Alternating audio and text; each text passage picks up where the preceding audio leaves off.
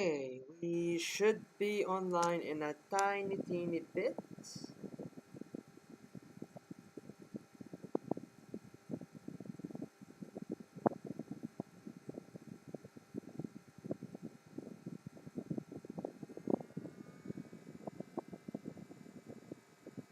Okay, alright. Let us test the sound.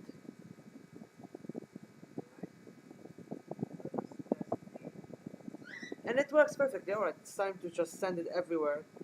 Just everywhere. And we are 3 subscribers away from hitting 500. Isn't that amazing? Be that as it may, it's time to send this everywhere. We need to send it in.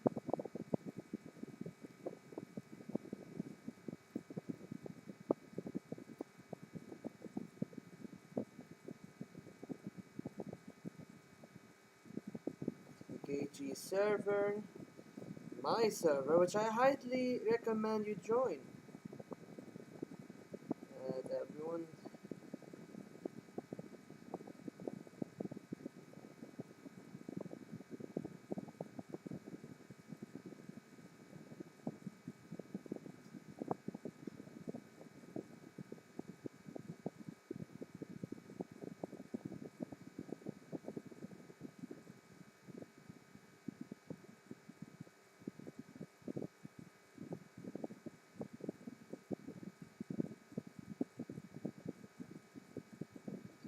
Right, that being said, we better start.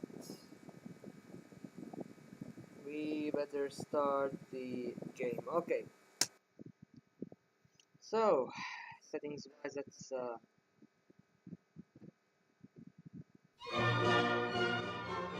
hello there, Nestor. Glad you made it.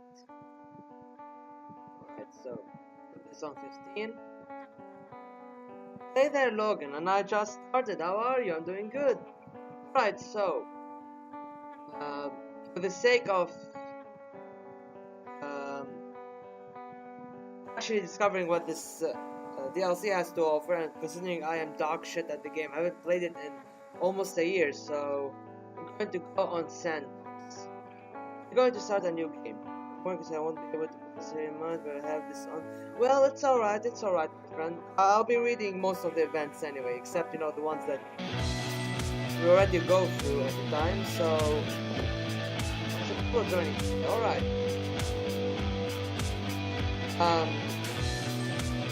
So not everything is in the game. There's the GCC countries and everything, you know, worked on. It's like feature being worked on. When it comes to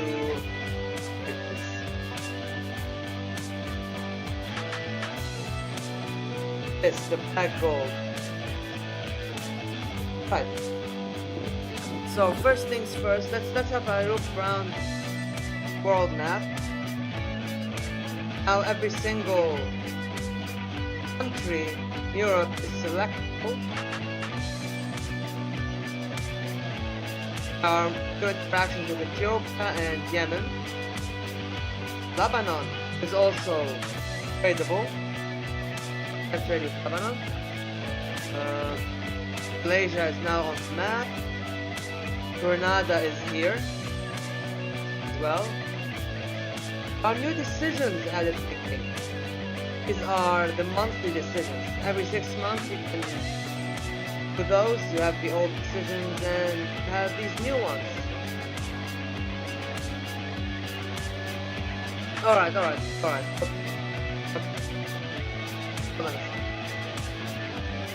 Okay. No music. Let's go without any music for now. And hey there, Brutal Pen. Nice work on the games. In a sense, this stream is actually sponsored by the Kremlin Games. In a sense, considering I got the DLC key from one of the devs, so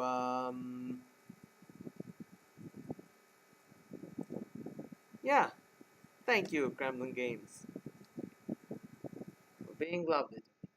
Well, pretty much, we also we have the old South America. usual. As I said, every single country in Europe is now clickable. Of course, more events. The Western Sahara can be influenced. Ethiopia and as the game progresses, Ethiopia will have stuff as well. Sri Lanka, Bhutan, and Nepal also got stuff added. Why is it called Jordania? Just call it Jordan, man. Okay. Now, if you look at influence, actually military, you'll notice something new here. This is CENTO. This is basically the Baghdad Pact that pretty much, as you can see, there's also this Asian, ASEAN countries. The ASEAN countries is Indonesia is part of them. Of course, the EEC is its own thing and it's separate to NATO. So there's a lot of variables in this game. There's a lot of different military and economic blocks that can form throughout the world, which is very much appreciated. And when we do decisions, as you can see, there's decisions every 6 months.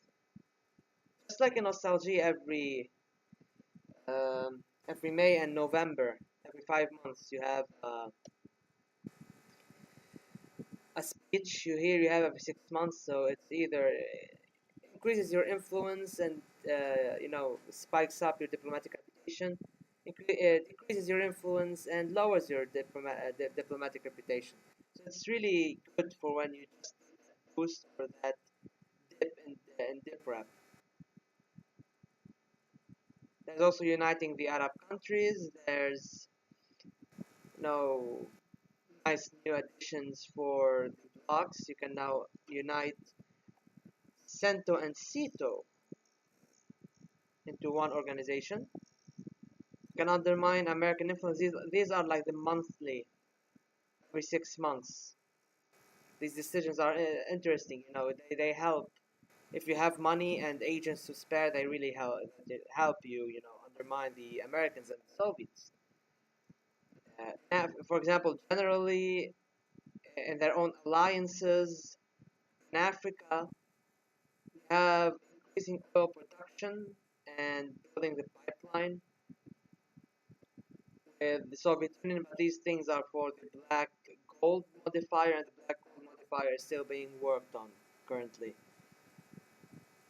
Turn up my volume! Okay, okay. Let's try OBS. Let's try turning up the volume on OBS. It's fairly high actually. Okay, should be better now. Well, see you, Logan. Okay. So we've talked about a lot of the new additions. Let's have a look at economy. Now, in the economy, you can see each economic category would tell you what it increases, what it decreases, and how it affects everything. I don't think there's anything different with the doctrines, so we're going to skip this. Science. It tells you what it deactivates now, I believe. There's, I haven't really played the game a lot for a while. And interesting thing about the view, now you have the modifiers.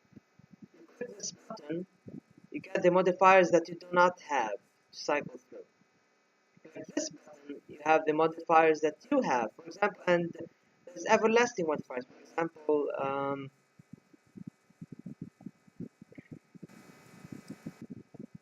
the influence inside the USSR, so you can keep tabs on who's going to win leadership after Brezhnev dies. Influence in the United States. Here, that's here. Influence in the United States. Influence in France and the current French president and how it affects you.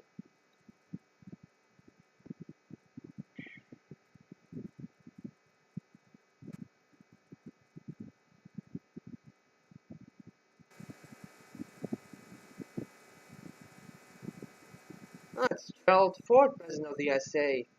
Currently, not Carter. That's fine. Okay, politics. Now in politics, you can see where every politician stands. I'm not too sure about these buildings over here, these symbols. Possibly they indicate how high of a position it is. For example, now you can check here, you can see the loyalty of the ruler and his age. For example, here we have Mao, and Mao wants chairman of the military council. And now you can know how to keep your politicians happy and content and loyal. That's when it comes to politics. And there's a fuck ton of more wars that can happen in this game now. A fuck ton of new wars. Is the voice still bad or is it good? Okay, for now let's use our money effectively. Oh shit, okay. Okay. I'm just gonna put this on 20, put this on 20, put this on 20. Let's put everything on. Okay, wait. Oh, okay. I'm just gonna put this 21. Gonna keep welfare. I'm playing on sandbox so we can explore as much as possible of this game currently. Just gonna keep diplomatic reputation here. Diplomatic missions. We're going to spend some money on Libya, the Naserists.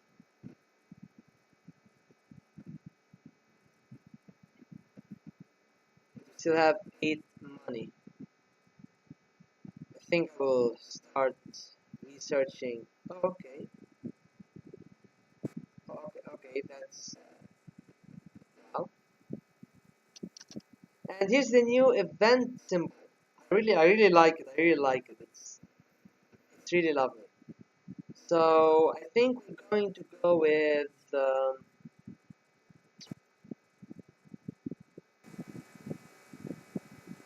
which path do we want to go?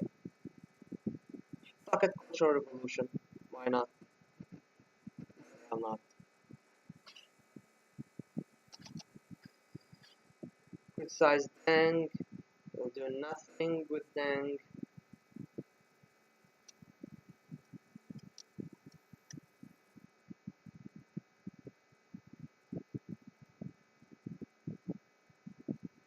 And we're actually making more money, which is good.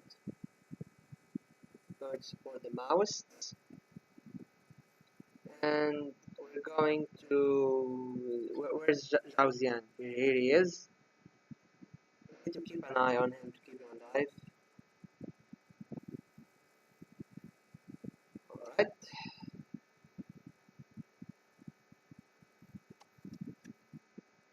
Third wave, this is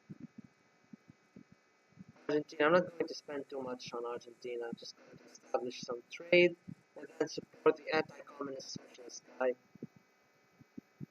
in the end game.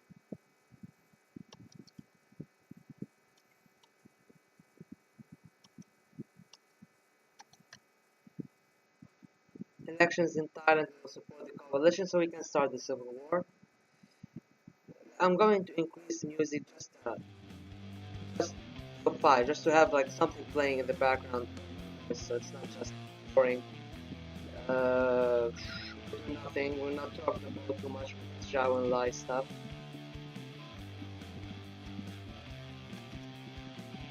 End of the Portuguese Revolution. Let's read. The Carnation Revolution, which overthrew the new state regime in 1974, plunged the country into an economic and political crisis. In the Revolutionary Council of Portugal, created in 1975, there were several influential groups, each of which saw the future of the country in its own way. Left-wing radicals, right-wing radicals, moderate socialists, and moderate Democrats. The conflict between the very radical poles of the political spectrum of the military has led to several unsuccessful attempts at coup d'etat in the so-called the hot summer of 1975. The suppression of left and right coups led to the loss of influence of radical forces in the government, which carried out socialist reforms, and in a society that was tired of the wavering revolution. This significantly strengthened the positions of the democratic parties, which entered 1976 with full confidence that the revolution was coming to its logical conclusion. In April of this year, a new constitution was adopted, which nevertheless consolidated the provisions for the construction of socialism in the country and the irreversibility of the expropriations of previous years.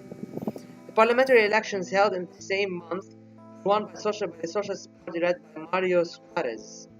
Two right-wing parties, the Social Democratic Party received 40%, Communists won only 15%. Presidential elections will soon take place in the country, most likely Amalia Nisha.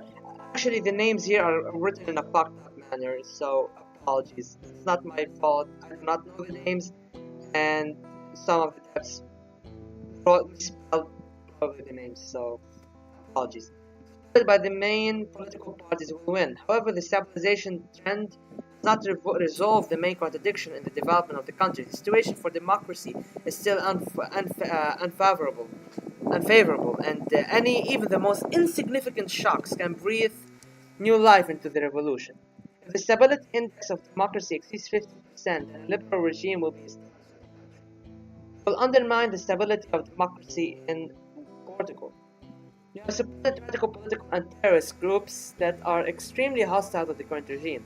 During this month, they committed several major political actions. Assassination of the radical left is Padre Max. Why? Who killed the guy? He's a radical leftist. Explosions in the Cuban embassy, the trade union department of the Communist Party and its regional branches. Incidents will clearly not work in favor of stabilizing democracy. Are we seriously fucking murdering communists right now? It is worth noting that the Revolutionary Council has not disbanded after the adoption of the Constitution, and continued to exist, remaining an advisory body that is above democratic institutions, and still includes members much more radical than the representatives of the current leadership. However, will this cause further aggravation of the crisis? It's not clear yet. Okay, what the fuck, China? Every time I play this game, something makes me go, what the fuck? We're gonna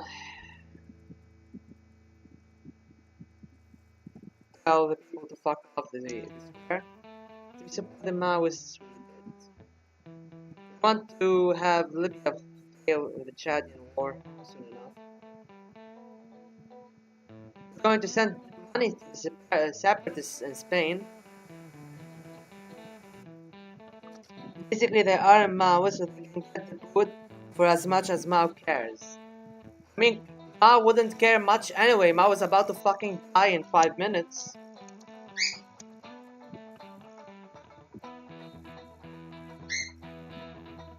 And by the way, we're going to get fucking fascists, the Nazmaos in Italy just for the sake of the meme. Let's look at our economy. How's our corruption going? It's actually going well. Let's actually put more funding into the army and into the MSS, and it's good the money if you can invest it.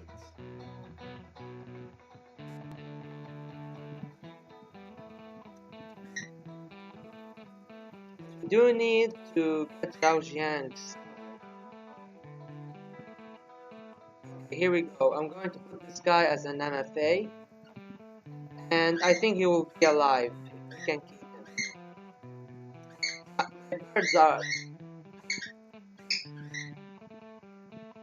My birds are pitching in.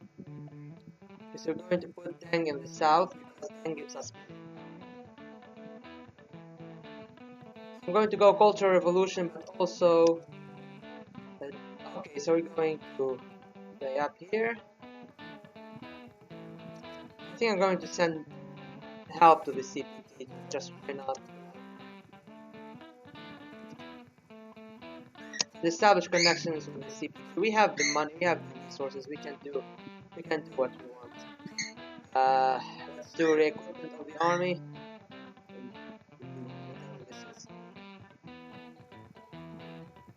CML can be really fun. The military charter in Uruguay. We're going to support the right dictatorship. so we can support the democracies later. The death of the Hellsman, we're going to build a mausoleum for Mao, as usual. So like me and Son of is going down. It's about in Thailand. It's time to start a fucking war. Okay. Let's pull them diplomatically. And we're going to start a rebellion in Cambodia. I don't want to deal with Vietnam. Not currently, really. Tango 4. Tango 4, and soon enough, it's about to start hitting the fan. Hopefully, Deng or Zhao Enlai get in power. The Maoists are economically well. I'm not going to debate who are better, but Zhao Enlai is already dead. Like the first few events of the game are literally dealing with his funeral, and Deng will not come to power. Actually, I'm gonna purge him eventually. Currently, we have Zhao's protege in power, Hua Guofeng, but that will not last long. I'm getting the fucking Maoists in power. Weak alliance. And here we go. We've got the Maoists in power. Hua Guofeng is still premier and CMC. But I'm going to put this guy as premier. I'm going to put Zhao Jiang as premier. Because, okay, let's see. Firm. I want thrifty politicians. So this guy is thrifty. Where do we put him? We put where's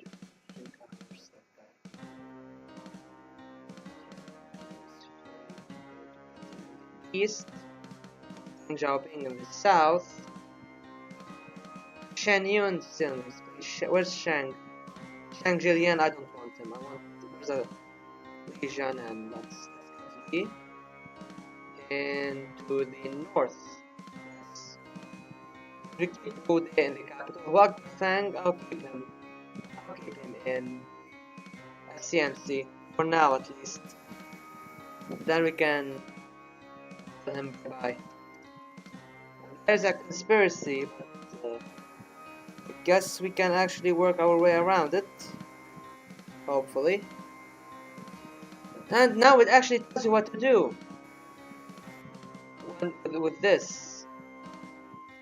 Actually, I want to put liberals into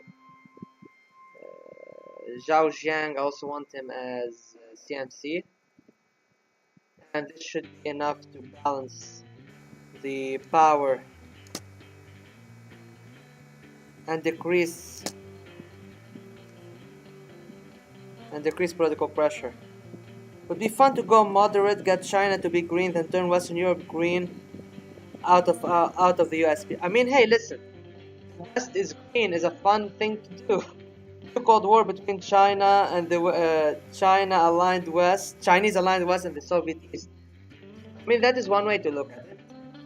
And so the party likes me, and yeah, that fucker is doing a number on my liberalization of mind. So when to change, we continue the work with the Cultural Revolution without excess, fight against revisionism. Time to do some bullshit. Okay. More into science. 30. Definitely more into propaganda. We do not need envelopes. 30 in the army, 30 in state mech, 30 in MSS. Agriculture 20. Actually, I don't have money anymore. Shit. Most Western Europe is the most schizo thing I've ever heard. Now, let's not make fun of people with schizophrenia. And here's the conspiracy. We'll just press. It's not Maoist Western Europe. It's more like what year are we in? Still 1976. All right. And we have enough money to do a few things. Okay, where's Zhao? Zhao Jiang is still alive, still well. Who's in here? Who's our MFA? Who did I put as an MFA? MFA. Where's my MFA? Where's the guy? Yao, here he is again. I don't like his stuff.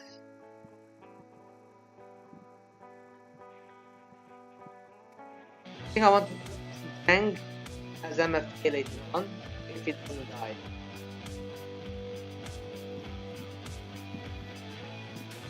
So okay, so we're supposed to the separatists.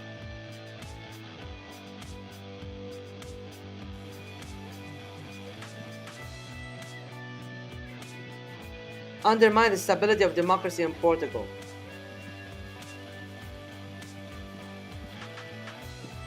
Okay, so we're going to undermine it. A lot of stuff to do, actually. And let's support the Philippines and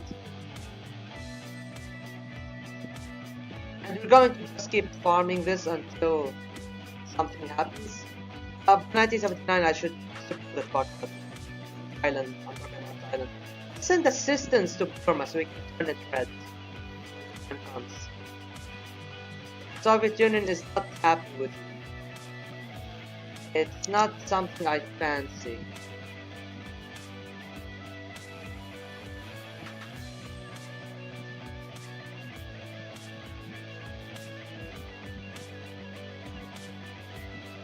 I'm not going to support them willy-nilly. I want to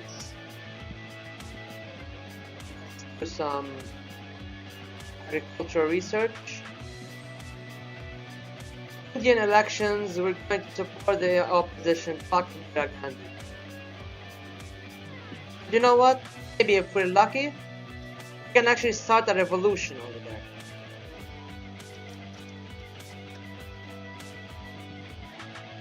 Corruption is actually going down. This is probably the works of.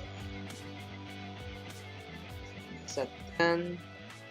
Let's put services at 20 because why not? We have the money, why not use it?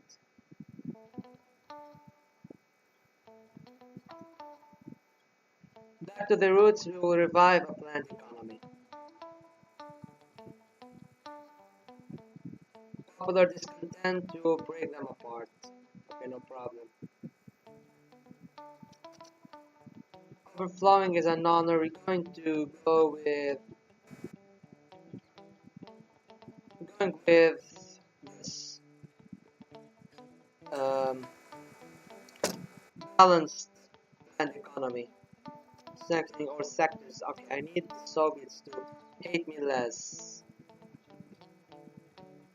I do want to be an observer in the CMA, so I'm going to send some money their way. The Turks legacy. Let's read this. Comrade Sherman, in a couple of months, parliamentary elections are to be held in Turkey. Nevertheless, it is difficult to say what the outcome of this event will be, since the second half of the 1970s, political radicalism has been growing in the country. The main parliamentary parties are dominated by the Kemalist Republican People's Party, Liberal Justice Party, and more conservative pro-Islamic National Salvation Party. In recent years, none of them had a clear majority in parliament, so they had to constantly enter into coalitions with each other. Speaking about the left forces in Turkey, it should be noted that the Workers' Party of Turkey was recreated, which actively opposes the American presence in Turkey. The ultra-right wing of Turkish politics is represented by the Pan-Turkish National Movement Party, with its radical youth wing Grey Wolves. All these factors indicate an acute increase in the political crisis in the country, especially if we take into account the active influence of the conservative military on politics. Our resources do not allow us to intervene fully, but we can make some outlines for our future policy in this region. But whom, my friend? Nuke Turkey. Not a bad idea, actually. I believe that if we get Romanov to go apeshit in the Soviet Union, and Turkey had lost its fascist wars in the Middle East, the Soviet Union will invade Turkey, and Syria can actually go and grab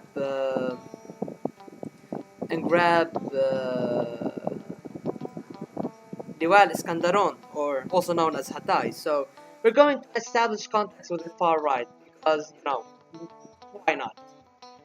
Establish contacts with the National Movement Party by sending them consultants and help. Republican People's Party received 35%, Justice Party 30%, National National Salvation 10%, Ultra-Right National Movement Party 15%, and the Workers' Party of Turkey decided to boycott the elections. Mustafa Bülent I can't pronounce this, became Prime Minister again. He failed to secure a majority in parliament, despite the success of his party. A significant part of the right-wing party constantly blocked government initiatives. Nevertheless, clashes between the radical guerrillas and counter-guerrillas continue in the country. An example of this is the May events at Taksim Square. Actually, I've been to Taksim. I've been to Istanbul twice. I've enjoyed going there. It was fun.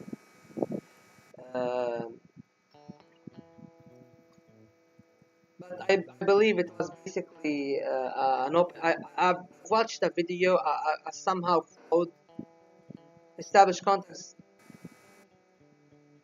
Left, right, okay. Okay, science. Let's go into agriculture. It's good that we don't have a problem with money.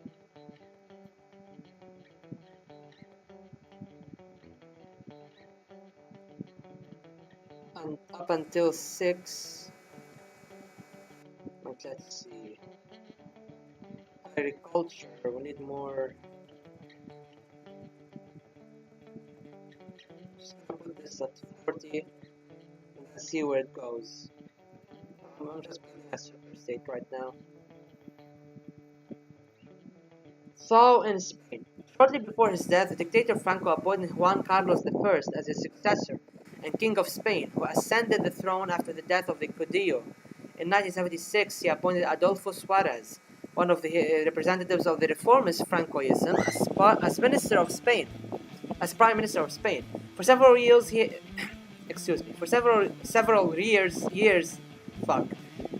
has been liberalizing the political system. The Cortes Generales are being created, political parties are being legalized, and amnesty for political prisoners is being carried out. Such a sharp dismantling of the main institutions of Falangism irritates the traditional stronghold of conservative-minded forces in the army. The faction bunker, standing on the positions of hard Francoism, constantly attacked the Prime Minister for his liberal democratic legalization of the Communist Party during headed by Santiago Carrillo. At the beginning of the year, Suarez announced the holding of elections to the Constituent Assembly to draft a constitution. For this purpose, a party was created that replaces the Spanish Falange and united all the reformist forces, Union of Democratic Center. In addition to the communists, the socialists, led by a young lawyer, Felipe Gonzalez, also came out of the underground. On the right flank, two main parties, the Conservative Popular Alliance, leader Manuel Fraga, and the far right, the genuine Spanish Falange. Oh wow.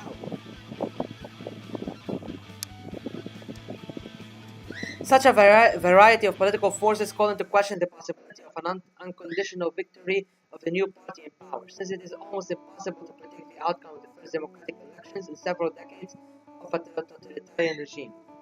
Who will win? The electoral campaign of the first democratic election was extremely hot and competitive.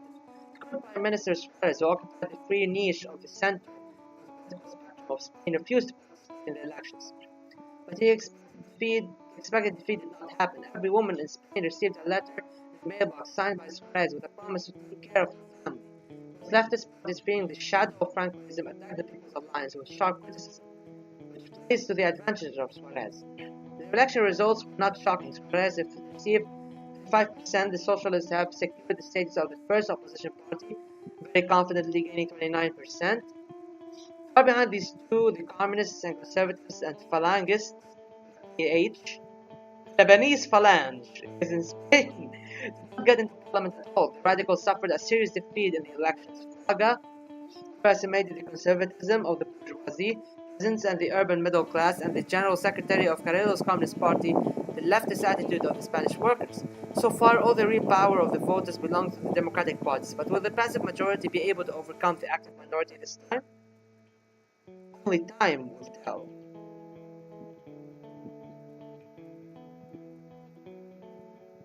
And I'm going to undermine democracy in Spain. How's the war going in Thailand? That's good enough.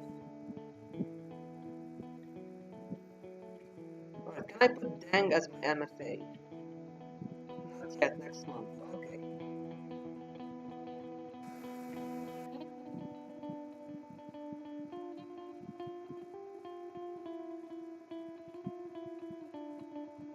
Poison in the eyes. This is the Pakistan event. We're going to support Bhutto, of course.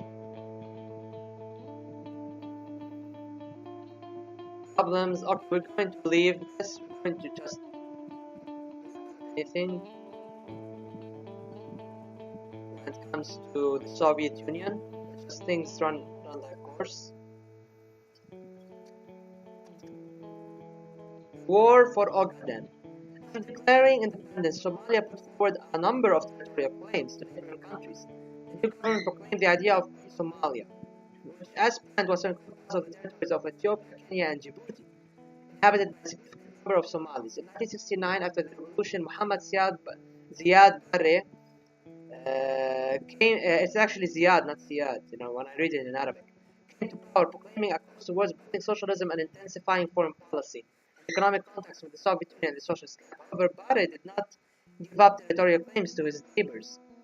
After the overthrow of the Ethiopian emperor, the pro-Soviet military led by Mengistu came to power in Ethiopia, and the country was heading into the abyss of anarchy and the widespread growth of separatism, especially in the north of the country in Eritrea. Somalia took advantage of the instability in Ethiopia, which began to support the Western Somali Liberation Front. From the mid-1970s, the front waged an armed struggle for the separation of the Ogaden from Ethiopia and its annexation to Somalia. Recently, the Somali army invaded the Ogaden, but contrary to Barre's expectations, the Soviet Union supported Ethiopia in the conflict. And socialist Somalia is increasingly gravitating towards cooperating with the United States, which has already promised to support him with weapons. Perhaps we should support the Barre regime in order to stop the advance of Soviet influence in East Africa and get ourselves a true ally. Or should we help Ethiopia and mark a thaw in our relations with the socialist camp? Nah, I'm gonna support every Arab country on God's green earth. Support Somalia and the struggle for unity of the people. In a rapidly developing conflict, we supported the leader of Somalia, Barre, and sent weapons and equipment for which he is very grateful to us. The first success of the Somali army were consolidated by the successful capture of the city of Jijiga, and then Harar. However, upon the arrival of Soviet assistance and volunteers, the war slowed down and began to have political character. Neither side has a decisive advantage. The USSR and Ethiopia condemned aid to Somalia. Relations with the IOS improved. Well, here's the thing. Castro actually one time proposed Ethiopia, Somalia, South Yemen Union Federation in order to stop this conflict from ever happening, but that of course did not happen. So we're going to just support Barre's regime and let's just support Thailand.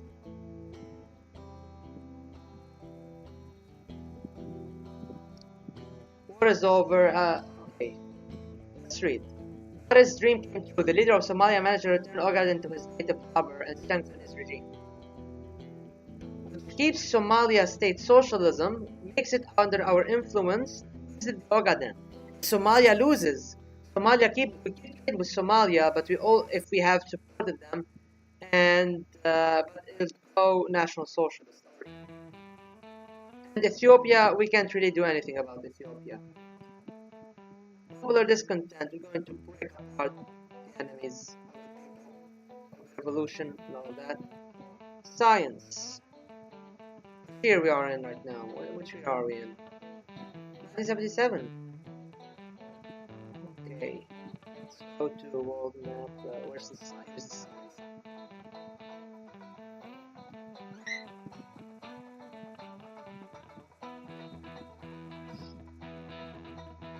But let's start doing some space. It's not a bad idea.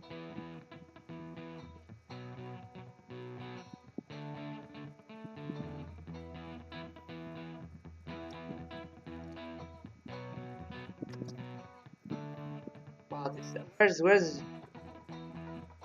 Deng Xiaoping is our new MFA, and we want to put a new guy in the south.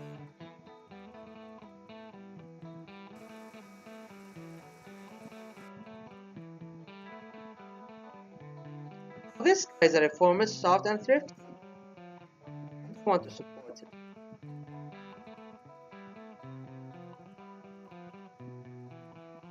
Okay, come on, guy. Just take some position already. Okay, just go support. And then we get back to him later.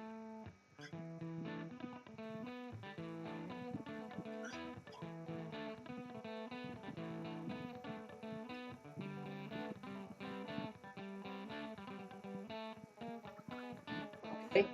End of the Egyptian Pasha, we will. Okay, so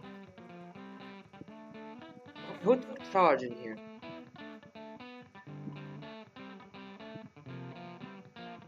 Ali Sabri, okay. So the Nasrids are back in town. Marxist Nasrids in Egypt. Just wonderful.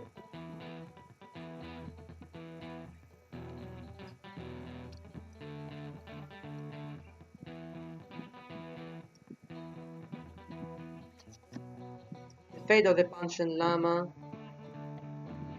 We're just going to kill the guy.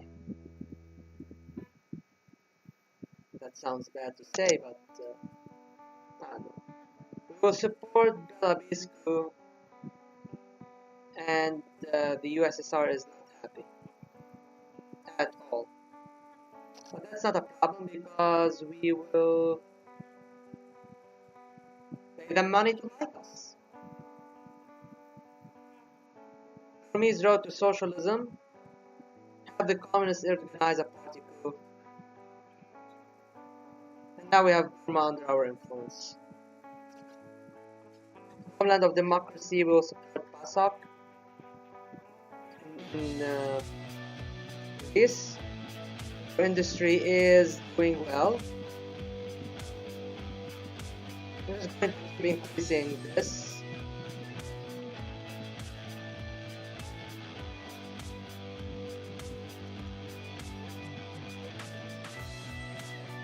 Corruption, because of course there won't be any corruption. We're playing on the super easy mode.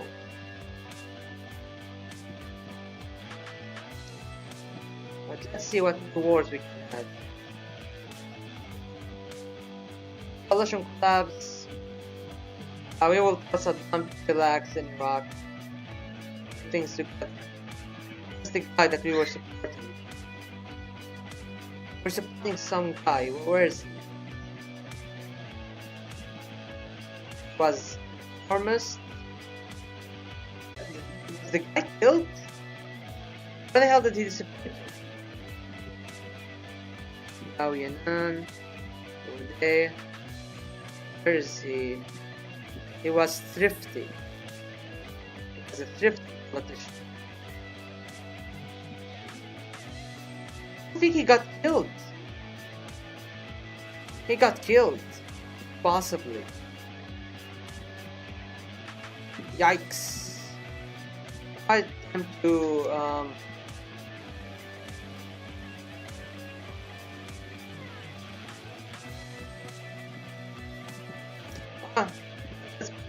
in the south. Just to balance sorts.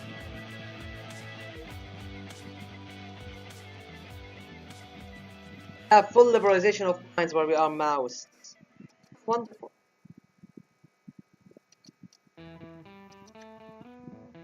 Led 70s. Alright, this is the Italian event. The political situation in Italy in the 1970s became seriously aggravated. Unresolved socioeconomic issues have led to a growing distrust of democratic institutions. Radical terrorist groups of ultra-left and far-right have begun to appear in the country. The situation is no better in the sphere of legal politics. The strongest left party is the Italian Communist Party, which since 1972 has been headed by Enrico Berlinguer, who put forward a strategy of historical compromise. In the face of the threat of a pro-fascist coup, it is necessary fight for the preservation of democracy. Thus, Enrico Berlinguer gave a signal to other parliamentary parties, Italian Socialist Party and in particular Christian Democratic Party led by Aldo Moro, on the need to unite efforts and create a government of national trust where all political forces will be represented. Euro-communist platform of the leader of the ICP, coupled with distancing from the USSR, brought communists the best result in parliamentary elections. 34%, 7 more percent than in previous ones. against 38% for Christian Democrats. However, the ICP proposal was completely ignored by other parties under various pretexts, from accusation of ties with Moscow to excessive dogmatism. Another significant force in the parliament is the Italian social movement, which, despite being true to the ideals of fascism, positions itself as a pro-parliamentary party. Instability in Italian domestic politics opens up opportunities for us to intervene. But who to support?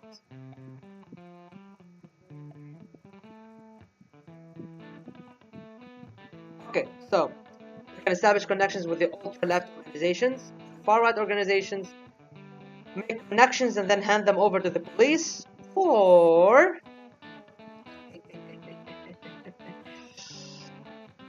we have established links with various left-wing and right-wing terrorist organizations, including the Red Brigades, who train to concentrate strikes at the very heart of the state, because the state is an imperialist association of transnational corporations and revolutionary armed cells, fascism and to replace neo-fascism and anarchism.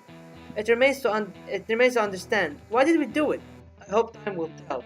I have no idea, man. I just go on whims with this shit.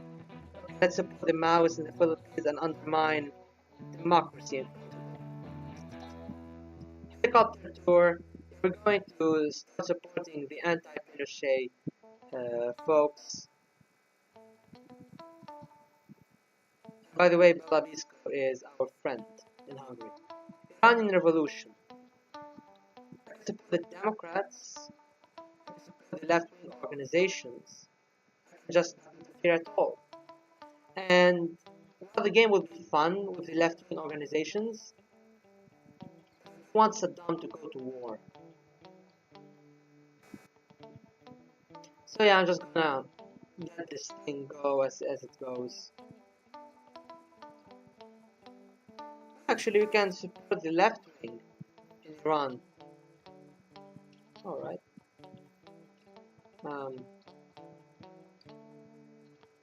China creates a new. Who's fuming? I'm missing the name. Oh, okay. It's time to work on our industry. I don't think space is going to lay much. I'm just going to just the fuck. Just. Oh, okay. Can't invest anymore in here.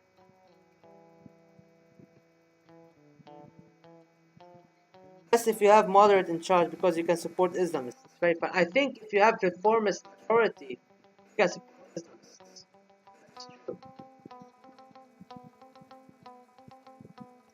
I can actually trade with the Islamists soon enough, so it won't be a problem with me. The anthem problem, we will put the march of the volunteers unchanged.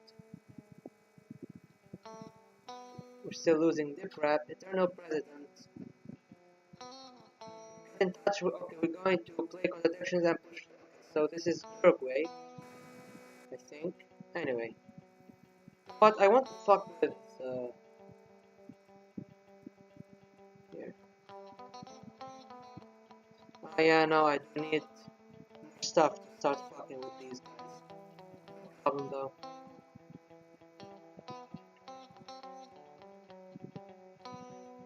For a few months after World War I, there was a proto-fascist city-state in Italy that was described as often described as drugs, free love, and fascism. Holy shit. So basically, debauchery of all kinds. 1978 Constitution. Oh, holy shit. Okay, so we can go with the left-wing radical constitution. We can go with the moderate and reformist constitution. That's their platform. Left-wing want to be a return to the days of counterculture revolution. The conservative faction. Reformists support the liberalization and expansion of the private sector. We're just going to leave the current constitution. There's no need to change it. What's our doctrines like? The reformers are actually stronger than the left radicals. What the fuck? We're going to auto support the left radicals from now on.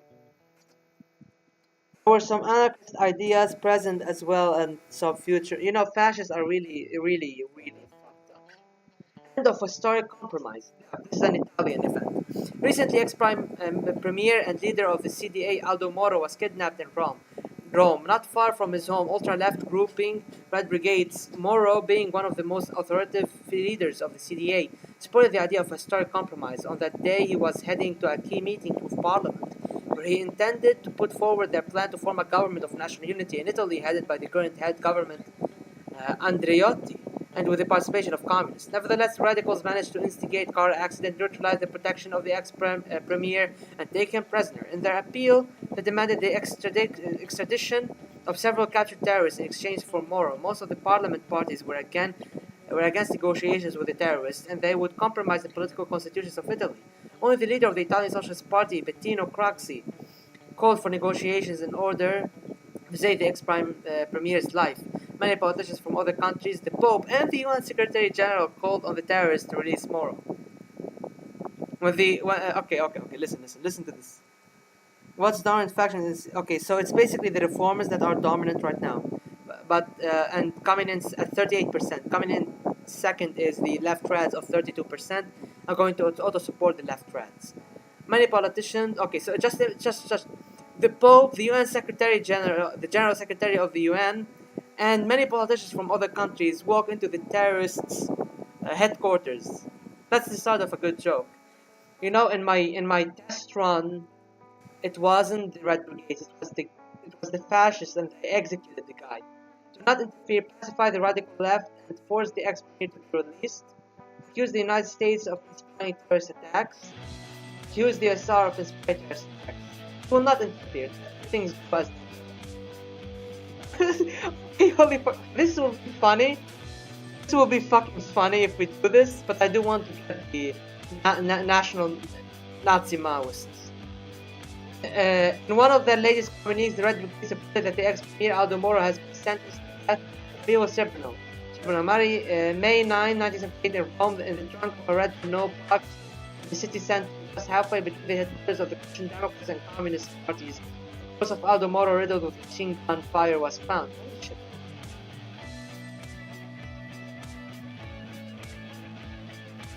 Let hell rain. I think I'm just going to end this already. That's not long enough.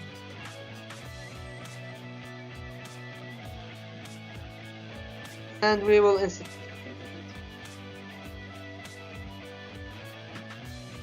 We are left radical in China. The general staff on army issues of the alliance. Oh, this is nice. Now we can go to China.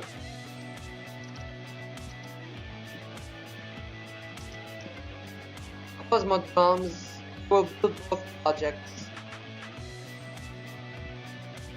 I'm going to go to space plus.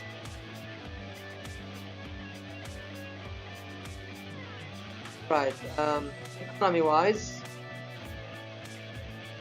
going to a lot of shit of money. The army. Everything on 50, okay. Overall envelopes, state mac at 50, let's make some fucking money.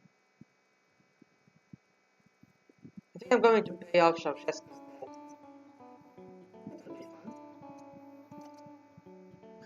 The April Revolution, we will give support to the opposition loyal to us in the DRA in Afghanistan, because we're going to support the Maoist rebels. I'm not sure how to actually provoke the war of Soviet succession, like the Soviet Union and the USSR and joining NATO and then fighting us. That'll be a shit show for sure. What can we do in here? Nothing. Okay. So far, nothing. The problem with the CML games is that they are extremely fucking slow. Okay. Beijing Spring. No need to respond to cheap propaganda.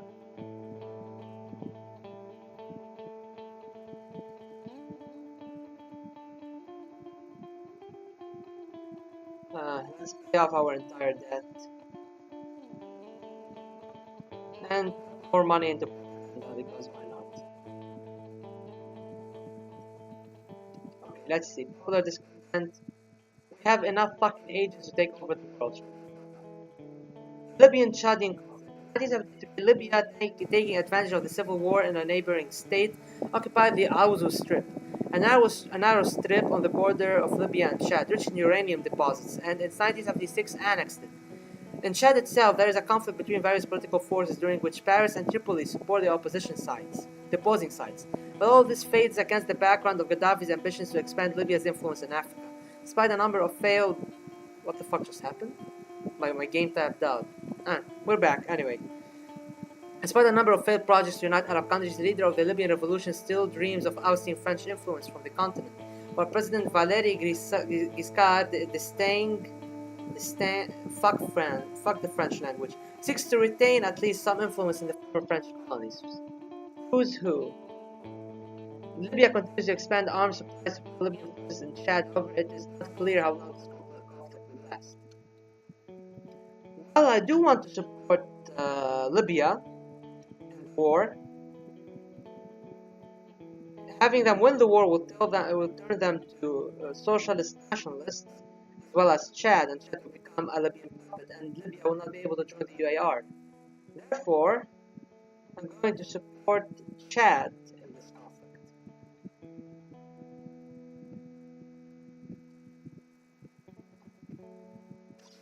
Oh shit.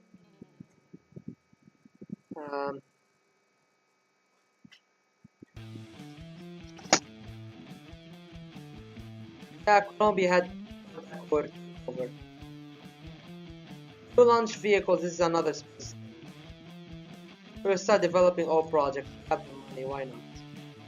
Science, alright, so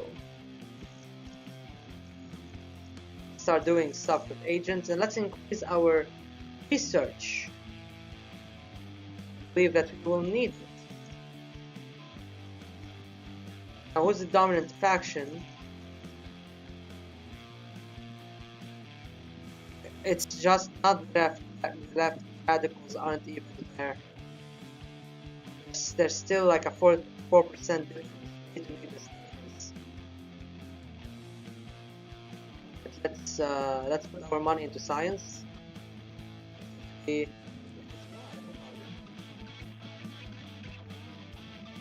can already actually start trading with here with a few countries. Actually, start trading with a few countries. I'm going to send weapons. Establish contacts. Yes, I did establish contacts.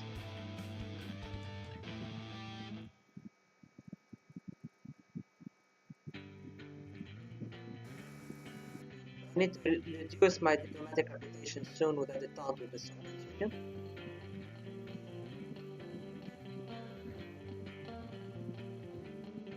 Libya, my country, are all on fire.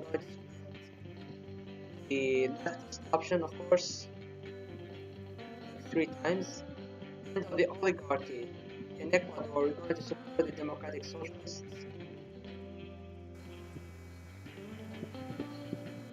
I'm not going to read this. I'm not going to focus so much on South America.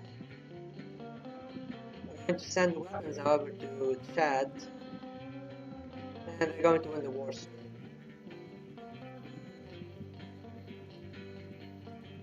Science-wise, doing good. Let's support army structures.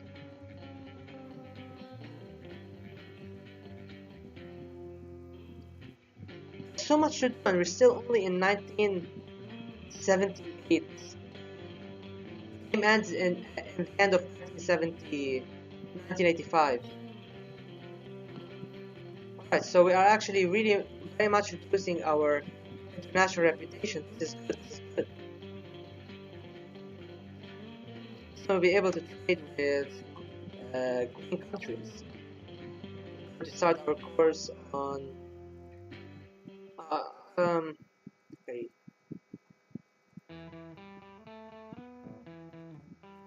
I'm going to just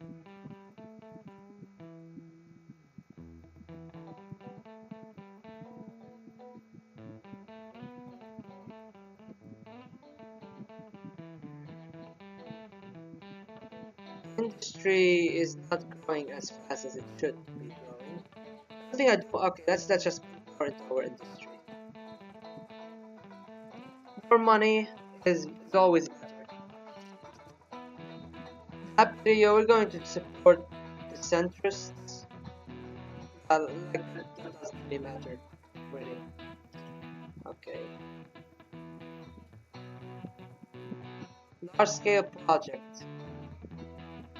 Let's attract for funding. The project was assessed as unfavorable for our economy and therefore it was set.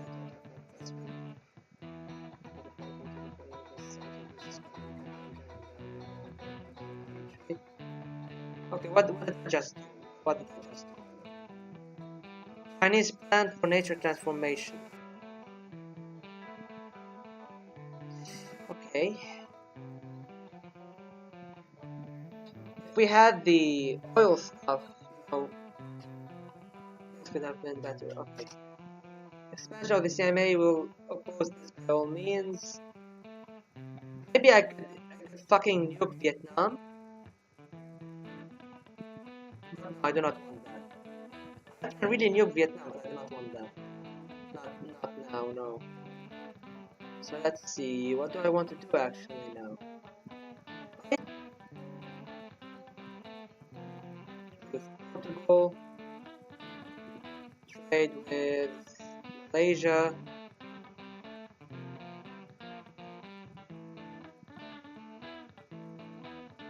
I also trade with now. Yugoslavia, no, do not want that. Let's send weapons specialists. These guys.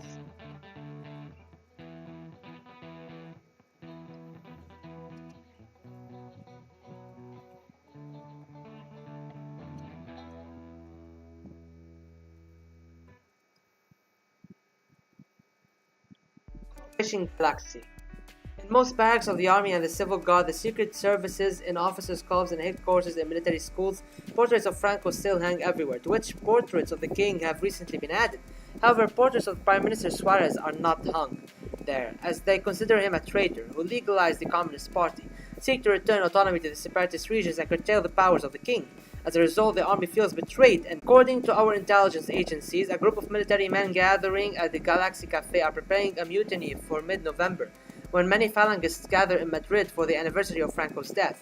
Their goal is to isolate Suarez and impose a new government on the king. But can they commit to throw the country back from democracy, or are the consequences of the reforms already irreversible? The question is perhaps a difficult one. Also, thanks to our contacts with the Basque and Catalan separatists, we found out that groups of left-wing nationalist organizations, the Basque ETA and the Catalan Free Land, are preparing a grand assassination attempt, this time on the king himself. The separatists want to shoot down the plane on which Juan Carlos will fly to Mexico. I wonder what these two events can lead to if they are successful. How the separatists finish off the hated king? The king is dead, long live the revolution. Right. Incredible event!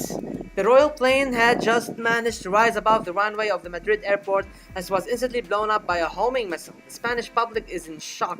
They cannot believe what the symbol of democratization and liberalization has fallen. ETA claimed responsibility, stating that the death of the king was only a response to centuries of oppression of small nationalities by Spanish tyranny.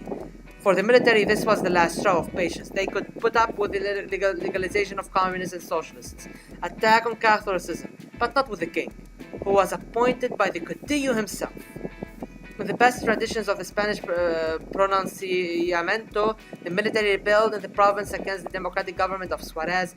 Among the active supporters of the rebellion were many members of the so-called Francoist group Bunker, which has opposed democratic changes over the past years, namely Antonio Tejero, Blas Piñar, and Jaime Milán del Bosque. The rebels announced the creation of the national government in Zaragoza. Prime Minister Suarez himself, still an active Falangist propagandist, called the events an anti-democratic ultra-right rebellion, and called on all major democratic forces to defend the freedom they had won. Influential representatives of political parties were invited to the government of national trust, including socialists and communists. This time, only a small part of the army joined the democratic government.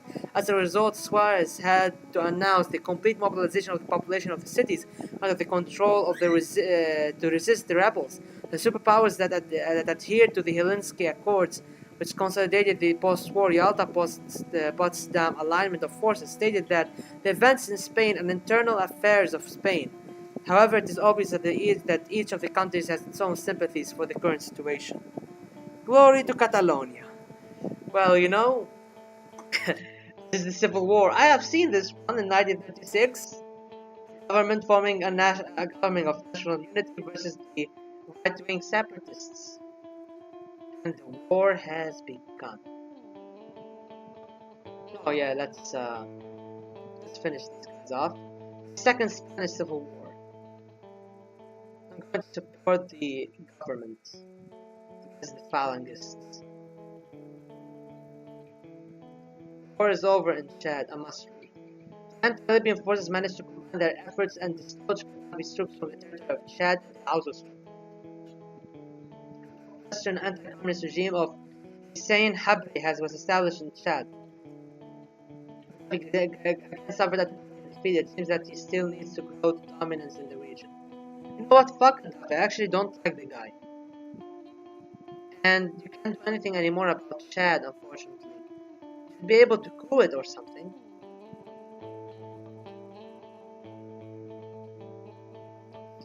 We need to increase our influence soon enough. Just supporting the government until we can defeat the Phalangists. Dual system. This is Venezuela. We're going to support. We're going to get Hugo Chavez in power in Venezuela soon enough. Yellow Scorpion. We're going to support the Orthodox Stalinists in Algeria.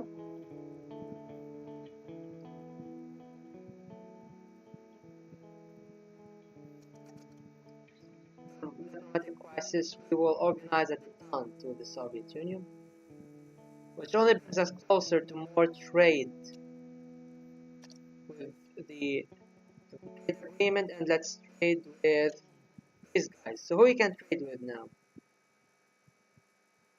We can actually start trade with a lot of countries that are actually my enemy. Can I trade with Indonesia? Actually, I can trade with Indonesia, yes.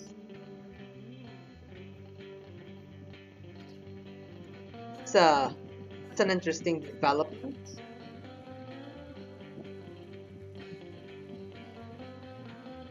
Seeing who we can. Let's trade with Finland, trade with Sweden. Oh, making money. That's funny. That's fun. That's nice.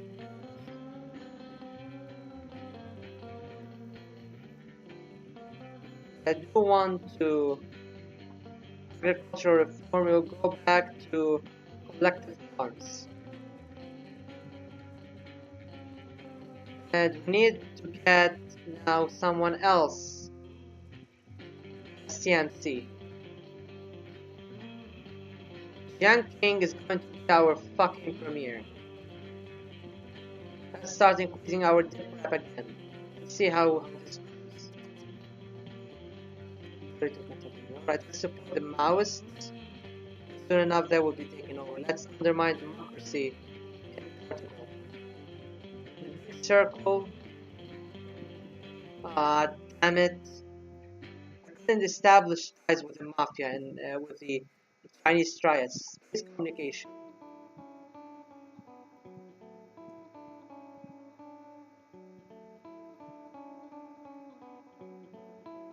Is entering a new era that will share satellites in low Earth orbit, but this will require a large number of little-used satellites. Launching geostationary satellites requires a special rocket. On the other hand, we can connect to someone's network that already exists. We launch a geostationary satellite. Our country became the first in the world to launch a satellite in geostationary orbit on its own. Soon, literally several satellites cover the entire territory of China with fast and high-quality communication. Progress. And okay, so this is a moderate increase. Something that I do not mind. Let's look at the government.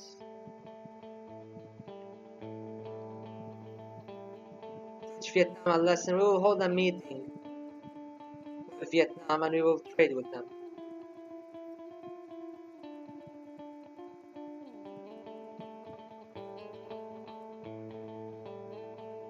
We can align Lao.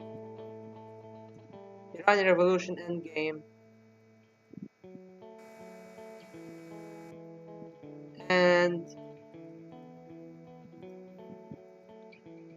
breakup of Spain. After the victory of the Civil War, Franco decides to punish the former supporters of the Republic in the person of national minorities and sets a course for the unitarism of the country. Any autonomy is abolished. Spanish becomes the only language of office work. It is forbidden to write in Catalan and Basque in schools and the media. All this for a long time paved the way for the growth of separatism in the regions.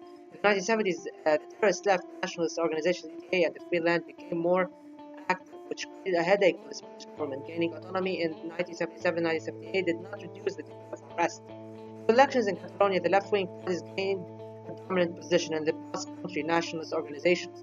Now that civil war is raging in Spain, the nationalists took advantage of the situation and declared independence, realizing that the troops of both sides of the civil war would be ready to fight back against separatists. They formed national armies based on radical terrorist organizations. The superpowers condemned separatism and refused to recognize the independence of both countries. What will we do?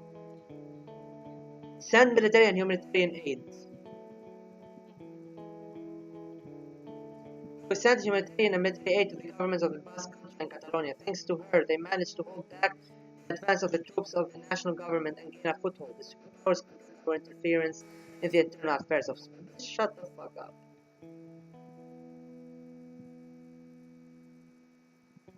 Okay. The Second Spanish Civil War, the Basque War of Independence, and the Catalan War of Independence. We will be supporting both.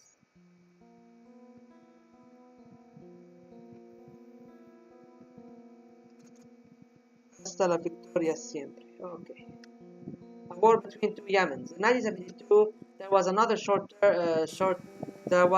short-term conflict between North and South Yemen, which resulted in the Cairo Agreements, which consolidated the desire of the two countries to unite. Nevertheless, no fundamental steps have been taken in this direction over the years. The government of Northern Yemen is now accusing its southern neighbor of sponsoring and supporting a revolutionary organization, the National Democratic Front. Shots can be heard from both sides of the border, and the two states it is unlikely that this conflict will be able to develop into full-fledged war, but we can help in fomenting it, because Yemen is a strategic place for both the USSR and the USA. Since the late 1960s, the Soviet Union has been building up a contingent of troops in the country, developing a naval base, so we can try to knock its positions out of the region. Fomenting conflict in favor of North Yemen, fomenting conflict in favor of South Yemen. After the relatively rapid advance of the forces of South Yemen and the capture of several border points, leftist rebels sponsored by the South have raised a number of uprisings against the government of North Yemen. Within 3 days of the invasion, numerically smaller forces of South Yemen established their superiority over the theater of operations, thereby forcing the land force of North Yemen to lag behind the end of the war. It seems that the escalation of the conflict has reached its highest stage. Now we have a war in Yemen. We're going to support the South. To support the Basque and Catalonia. We need more intervention points though, which is a little bit of an issue right now.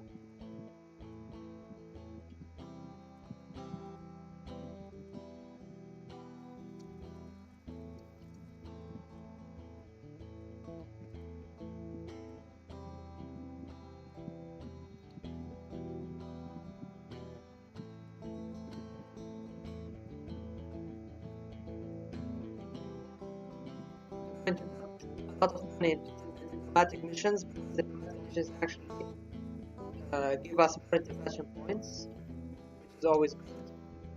By Grenada, today a coup d'etat took place in the small island nation of Grenada. The authoritarian populist regime of United Labour Party leader Eric Gairy, which combined the repressive style of government with social transformation, was overthrown. Leftists from the Dual New Movement party came to power, led by Maurice Bishop. The new government immediately began cooperation with Cuba and the USSR while remaining part of the British government. Offer material assistance and make trade. First, Bishop thanked us for our help. A trade proposal was made between Grenada and China. The Soviet Union appreciated our dedication to the cause of socialism, but the United States clearly did not like this. Strengthening of the communist contagion in their traditional sphere of influence. Another question remains: will the new government be able to solve all the country's pressing social and economic problems? The answer is still unclear. Fun fact: the first European language North American natives learned to communicate was Pidgin of native languages and Basque. A Pidgin of native. Okay, okay, that's interesting. That's really interesting. I'm going to focus my efforts. Yeah, I have enough agents to do a lot of things, so I'm just going to turn this into diplomatic missions. Why the fuck did we take a loan? Hold on. Why did we take a loan? When did this happen? When did we take a loan? I paid off all my loans. What the fuck? Alright, Catalonia is about to have its independence. Stipple spending. Okay, yeah, I'm going to do that. The solution of Cento. Basically, Cento collapsed because, only Pakistan was in it at this point. Just throw all of our money into this mission.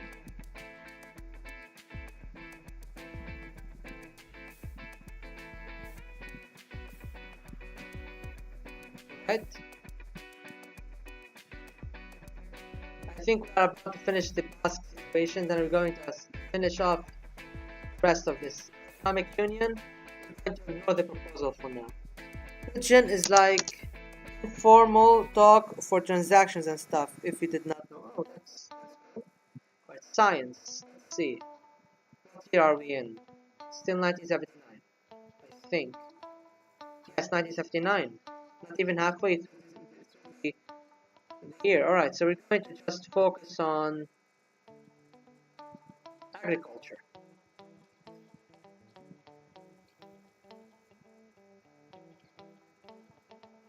More money into missions. Let's put it at 40. I think I'm going to put it at 60 and be done with it.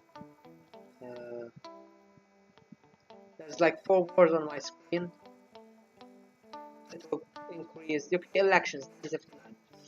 3 decades of economic boom in the UK came to an end after the oil crisis in 1973, which previously seriously affected the economies of Western Europe. Attempts by the Labour Party government to stabilize the situation by continuing the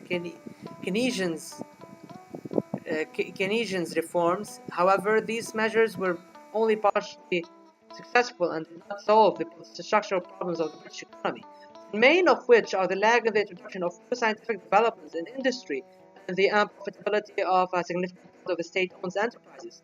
The crisis culminated in the winter of discontent when British unions challenged the government to push for higher wages. Excuse me. Disrupting logistics and critical social structures in the country, oil and the petrol problem of Northern Ireland, as well as issues of further integration of the country into the EEC. A few months ago, Parliament expressed dissatisfaction with the government and it resigned, announcing new elections. In the British party system, at the present time, 3 favourites have come. Conservatives who promised to put an end to the dominance of trade unions, curb inflation and restore economic growth. Labour advocating for universal employment and progressive social policies, and to a lesser extent Liberals calling for a revision of tax and economic policies to win the elections. DLC is actually pretty hard outside of Sandbox. It's hard to get enough money to do everything. Not really, no. I just undermine democracy there. I'm playing on Sandbox, so I have a shit ton of money. Who will win? As a result of the elections, the Conservatives received 13.7 million votes and 43% in the House of Commons, securing an absolute majority. 36% for Labour, and Liberals got 11 seats. Thus, the Conservatives had a chance to pursue that political course. For the first time in the history of the United Kingdom, the government was headed by a woman leader of the Conservatives, the biggest bitch on earth herself, Margaret Thatcher, Ronald Reagan in drag, actually. The new government puts the fight against inflation, the development of private entrepreneurship, tax cuts, the reprivatization. She fucking privatized part of the nationalized industries, including the sale of state-owned assets for North Sea oil in the first place, and the social and economic policy of the new government, trade union rights. In addition, it is planned to introduce the regime of savings by reducing the cost of maintaining the state apparatus, housing, construction, and healthcare. Mac, not really. The game just scams you for unnecessary spend. I mean, yeah, kinda. Why can't I do anything in the UK? Ah, I cannot. I can't do shit in here. Okay, I guess I'm just going to screw over the UK soon enough. Yemen is going to win, right?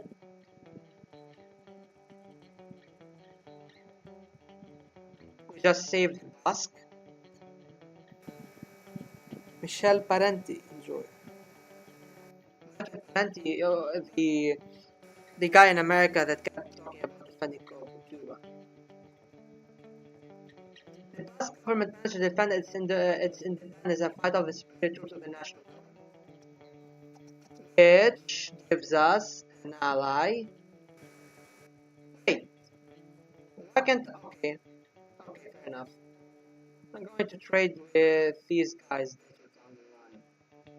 Actually, it's time to bring back Zhao Xiang as Premier. Where's the guy? Where's my guy? Where's he? Here he is. Here he is. Here he is. Premier and CMC. Okay. I don't know. I had an issue of corruption not going down despite careful spending and decent state and MSS spending. Example, if you need to interact twice with Portugal through diplomacy, it will become red without any extra interference. What is your option on the Houthi? Your opinion on the Houthi support Spanish government? Okay. I will support the Spanish government soon enough. I want to finish up with the separatists first. Trade with them. I think I can trade with the Catalans soon enough.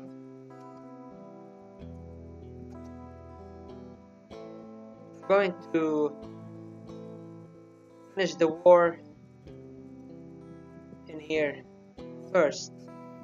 Was the guy that said Margaret Thatcher was a Reagan and oh shit. I did not know that actually. That's actually hilarious. 16 dead missions.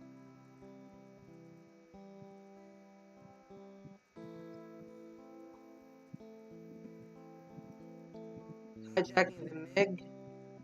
Fucking I'm hijacking a MiG from the Soviet Union.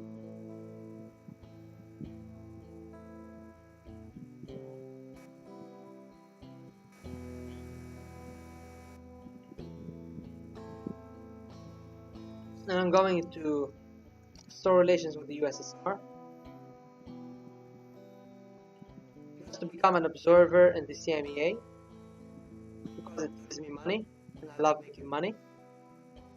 It's simple as. The Spanish government, Catalonia will be free. Oh wait, really?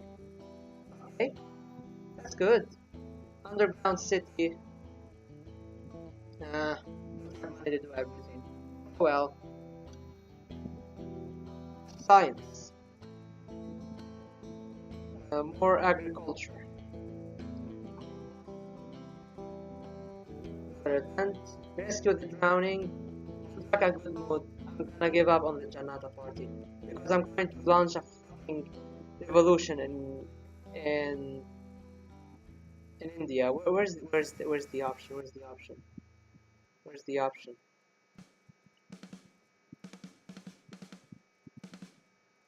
Here it is. Budget 50. Naxar tank in India 79. Okay.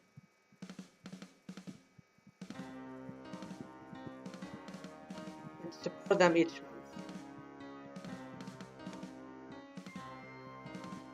Now we will support the government. By May 1983, you should either join CMEA or have 35 money and 50 influence to make France commie. I think I can do that, yeah. The troops of South Yemen, which support the USSR, socialist countries Syria and Libya, managed to take the capital of South Yemen, Sana'a. The army of the north collapsed and stopped resisting. South Yemen was annexed to the south. Hooray! Now we trade with these guys. Not get South Yemen into my for fuck's sake. And again, watch this. We're going to support Hernan Siles.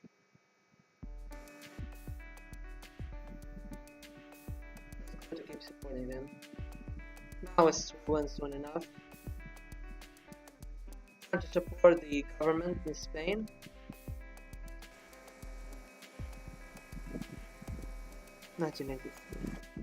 Take an example from Japan. Oh, this okay. After World War II, Japan demonstrated amazing economic growth. Now it is unacceptable for our country to take after Japan.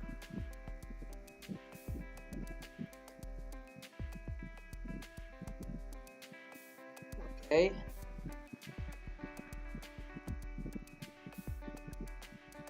Soon we'll just do bullshit in Japan.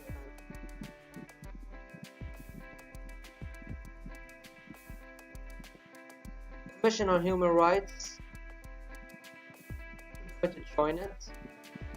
We're going to trade with these guys in the Basque. And we're going to put Jiang Qing as our premier again. Because why not?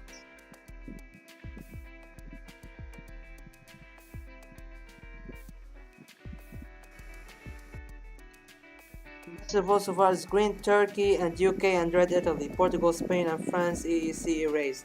I actually want to get Fascist Italy soon enough. Fascist Turkey. The problems of heirs of Genghis Khan. Alright. No problem. Okay.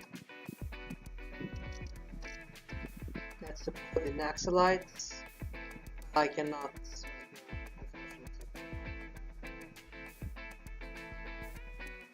Well, now let's have the government win. What have you done with Italy? Because it's easy to fuck up. Well, I've established contacts with both terrorist groups and let Moro get killed by the Red Brigades. The civil war in Spain is over. The democratic government, despite the military superiority of the enemy, was able to withstand the second crusade of Francoism. A rethinking of recent history began in society. An attempt to simply delete the period of Francoism from Spanish history failed. The burial of the Caudillo was moved from the Valley of the Fallen to the dictator's homeland, and open trials began against the surviving criminals of the First and Second Civil Wars. Far rights and even conservative parties were banned. The dominance of leftist views made it possible to restore the republic in the country, and return the old republican symbols. Despite all this, the question remains how and where the country will move in the foreseeable future. The democratic government agreed to recognize the independence of the Basque and the Basque country and Catalonia. Did I fuck up Italy or right?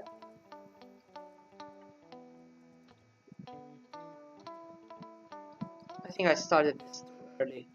The I think I'm just going to put this as 30. Put more in the army.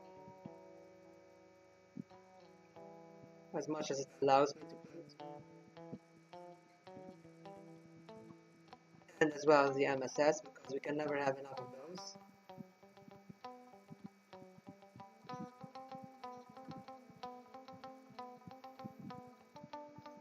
The coup continues.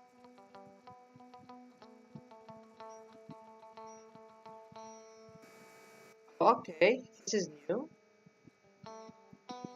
Continuing our great friendship with USSR and not really trusting Amin, Wang Hongwen decided, despite the protests of individual members of the central regime for the DRA and the need for removing the Soviet leadership, was very surprised at such willing to finish a potential ally, and it seems as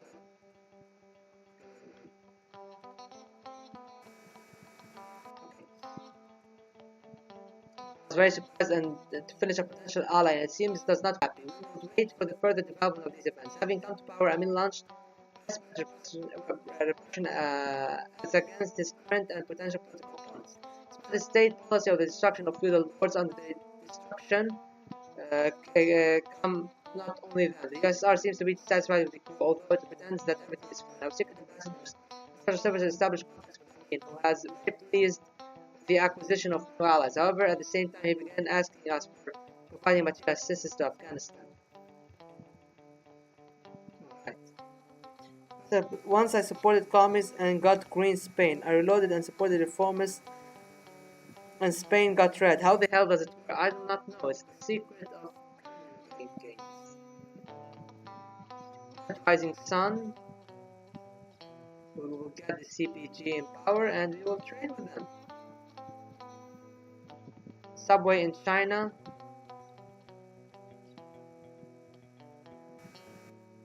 We have constructed subway. Let's view.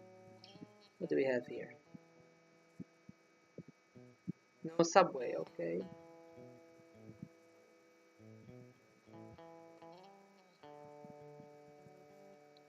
No problem.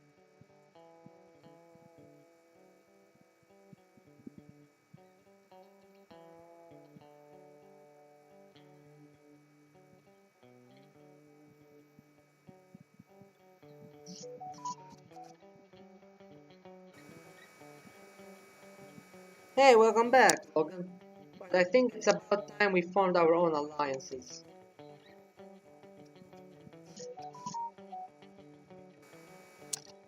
I think it is about time we formed them.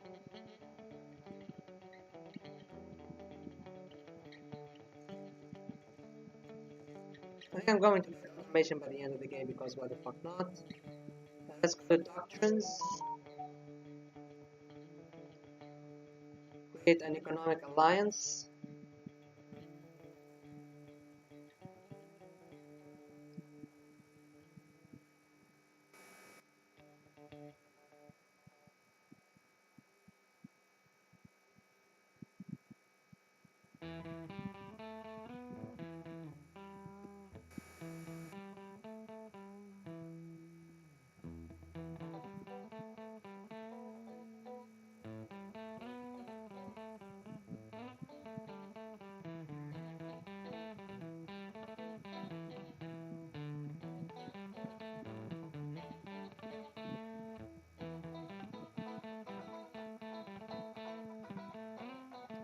Let's see, who can we bring into? These guys. These guys. These guys. CPG is an epic party. They supported the Japanese war on China in 1930s, but wanted to ally with the USSR. Logic, the strength of logic in this party. Are you going to destroy Ethiopia completely? Also, are we going to have new Damansky? I don't know really. I cannot interact with Ethiopia because I supported Somalia's ambitions. So UAR. I can actually align them. Wait. Wait. Hold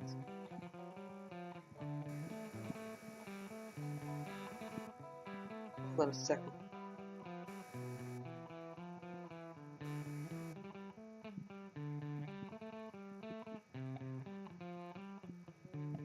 Okay. Okay, hold on. Why can't I can't get Iraq into the UAR anymore? Why can't I get Iraq into the UAR anymore? Can I kick it out? Oh, fuck me. Military alliance, we will do nothing. Ah, shit. Against all tyrants. Warn Amin and send him help. Thanks to our timely warning, Amin managed to bring his little parts to combat readiness while he left the residence and took refuge on the outskirts. Sar even at the beginning of the operation realized that his plan had failed and recalled the special forces only thanks to the efforts of our and Afghan diplomats, as well as Amin, who diligently pretended that nothing happened and did not nominally change the policy. A major international scandal was avoided. Although the USSR, of course, is still unhappy and is beginning to rapidly reduce aid to Afghanistan, the anti-Soviet troops was also slowed down, as were their tasks. It seems that this time they will be completely withdrawn along with Soviet specialists. So that we will have to take all the help for Afghanistan in the beginning civil war. Meanwhile, Amin concluded a number of treaties with PRC. It also invited the Maoists, who until recently were in opposition, would join PDPA on favorable terms and co-opted them into the government. Let's support the next slide.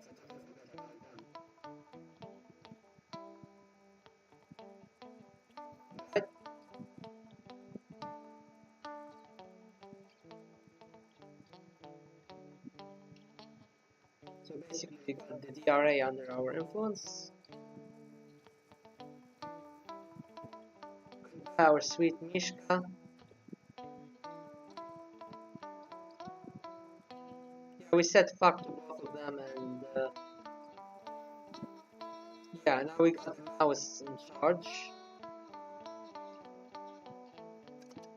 In here, and we got them into our union. You can support Tigray and Eritrea in 1984. For Damansky, you need influence 100. Radicals leading pro-Chinese Hungary, Poland, Romania, and Mongolia, and Romanov in the USSR. Alright, that will be an interesting end to this stream. Road development.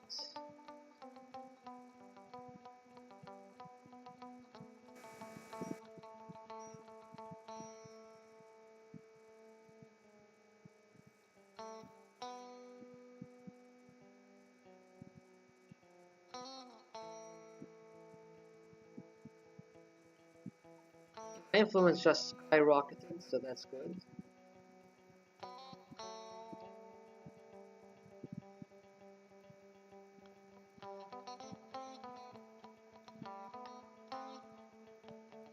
But yeah, I don't think I can get Iraq into the UAR anymore. But should the problem of Zaman lies air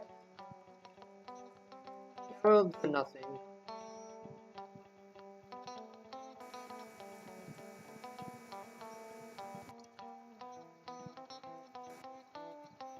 Why would you say that? You're not really from a young country. This is Suriname.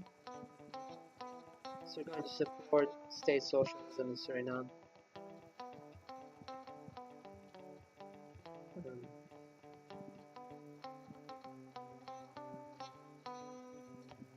Let's support the Naxalites. Let's look a little bit at South America.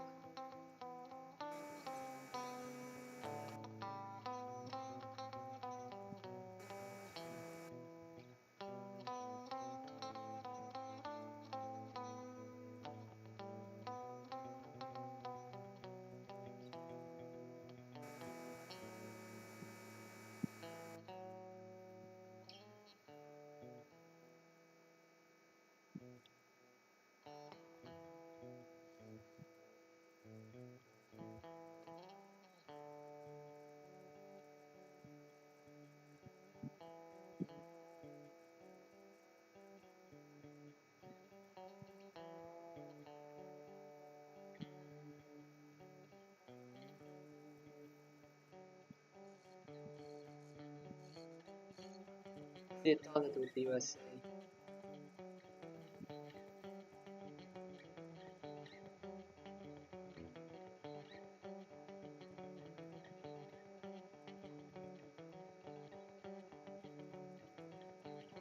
Now we've got a stronger alliance.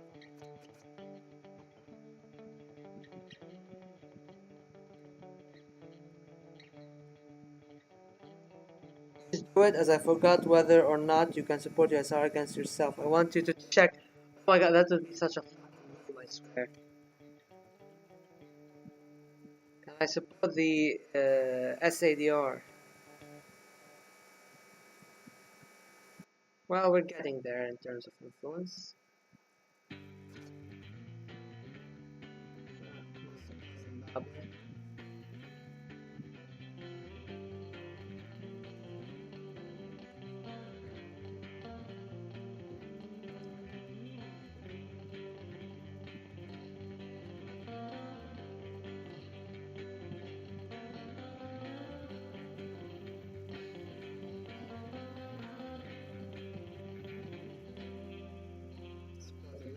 Right. East is red.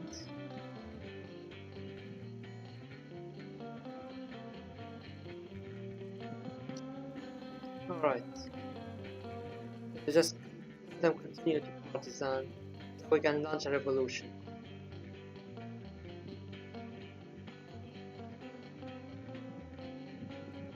I don't want to invite countries to the CMEA after Tito. Tito die? I'll let it be. Who cares?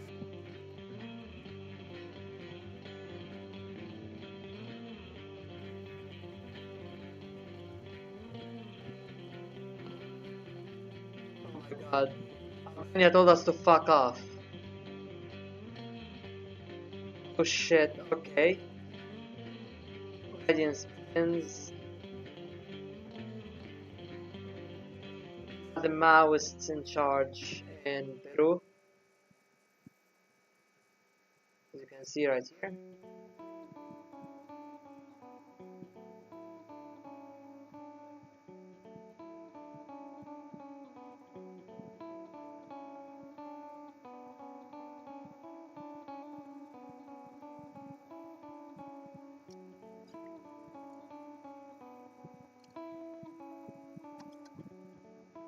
God loves Trinity will save, and the new government is determined to be friends with us.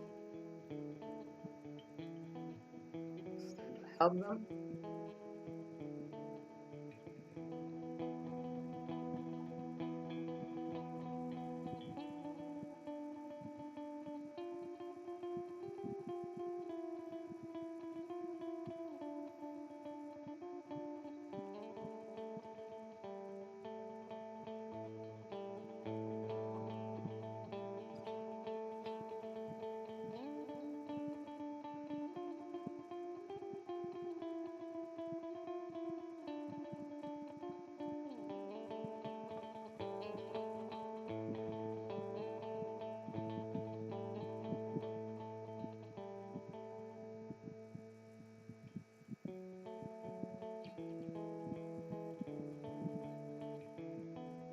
Pan Arabism will form the UAR.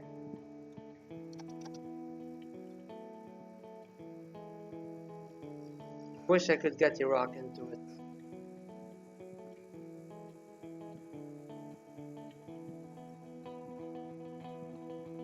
Wish I could get Iraq into it. I really wish. I just can't. Fuck. Can I do the decision for the UAR with this? No, I can't because Iraq can't get into the UAR.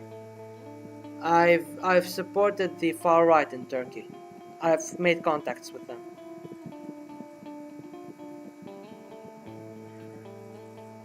Oh shit, yeah, Turkey needs to be reformist.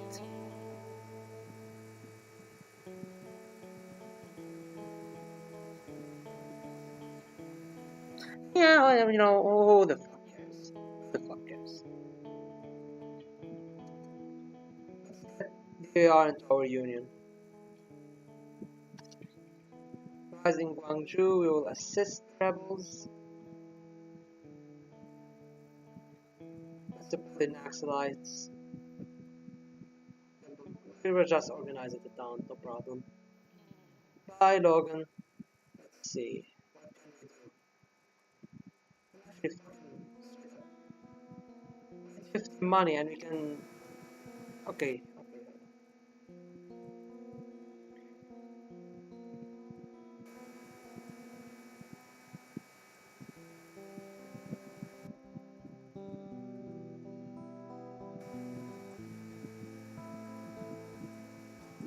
Okay.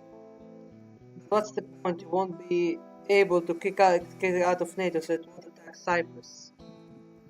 I didn't know. I thought that if you get them to turn fascist, they will attack Middle East and then they will be defeated. I don't know. I'm just trying to explore my options here.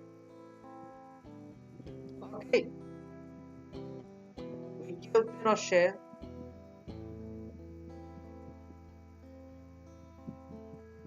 And our economic bloc sure is shaping up.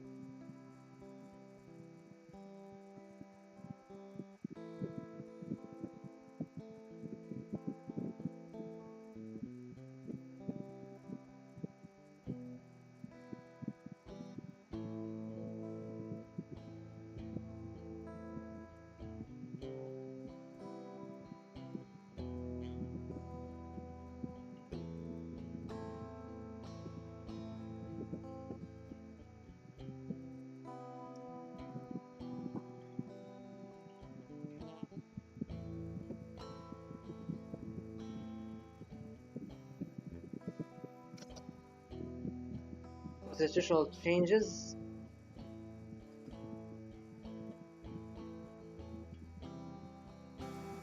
And now we'll leave.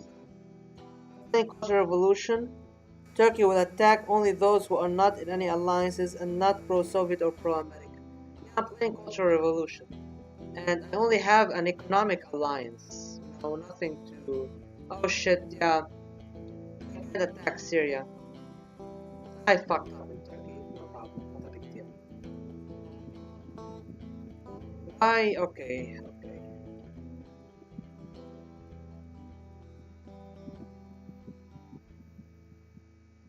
Question of citizenship. Both. Americans are just coping. Comrade Chairman, new news from Turkey on September 12th. The National Security Council announced a coup d'etat on national television. The NSS, headed by Chief of General Staff Anwar Evren, K. Evren, dissolved the parliament, removed the government of Demirel from power, banned strikes and trade unions, suspended the activities of most political parties and Ataturk's reforms.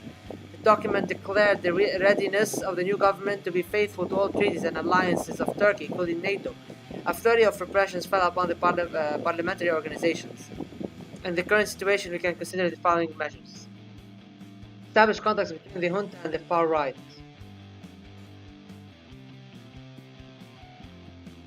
I see. The Syrian event when it comes to Hafez al-Assad. Thanks to the active work of our intelligence networks with far-right movements in Turkey, we managed to correct all the flaws in the program of the National Movement Party and Grey Wolves, thereby to allow it to collude with the junta by getting its representatives into the government. By joint efforts, they expanded the persecution of communist Democrats, left-wings, writers, and dissidents. Representatives of national minorities, death camps were created throughout the country, and extrajudicial killings and blacklists have become more common practice. The world community has generally condemned the military coup.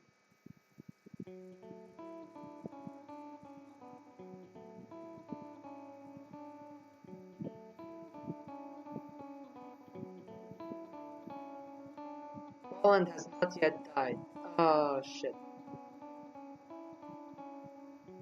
Albania is not in our sphere of influence. It's okay though. Not the end of the world. Failed Pinochet.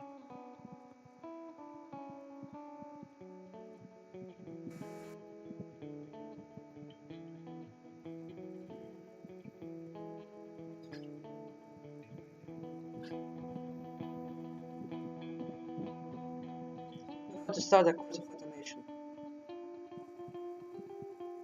Okay. Elephant and donkey. Reagan took power. And how would Reagan affect us?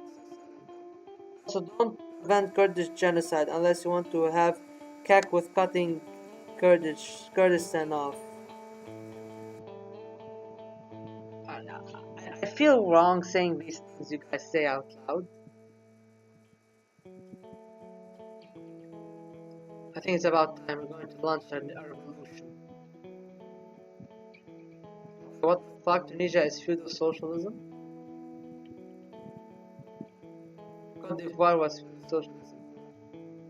Let's see. Actually, I'm going to support our own forces in the country. Wheel of Guyana, we're going to get Jagan.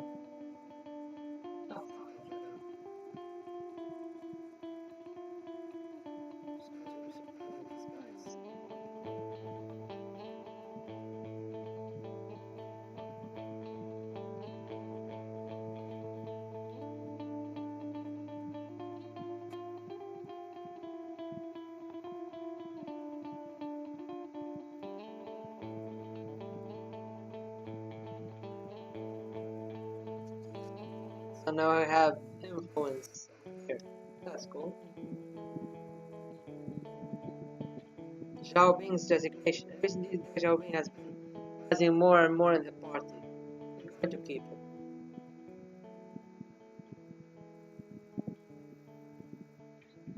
Overflowing is an honor. A new 5-year plan. Tunisia accepted Pope. Man, this game is just fucking insane sometimes. Alright, I think it's about time we start the fate of Shen Yun. Let's leave Shen Yun alone. Dan Zheng, we already have said Dan Zheng. Let's talk off conspiracy. We will arrest the conspirators. Science.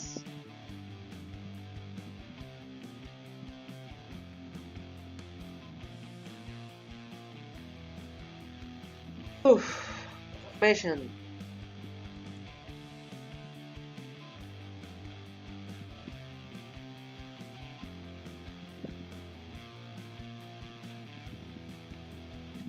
Okay.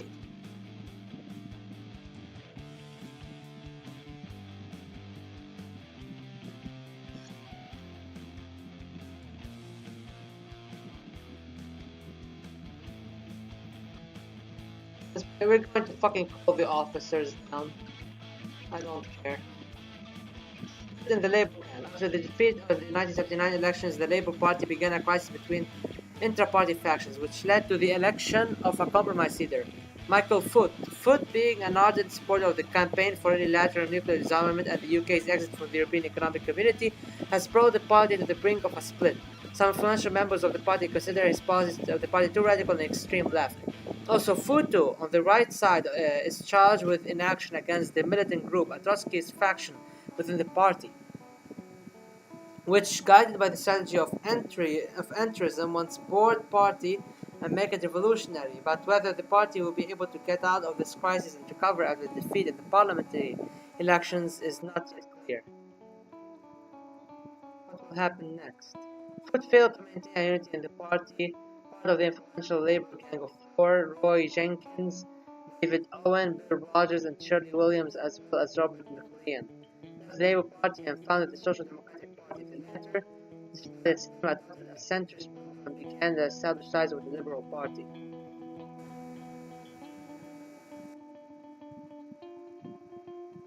Soon, Trotskyists were also expelled due to the violations of the internal constitution of the party.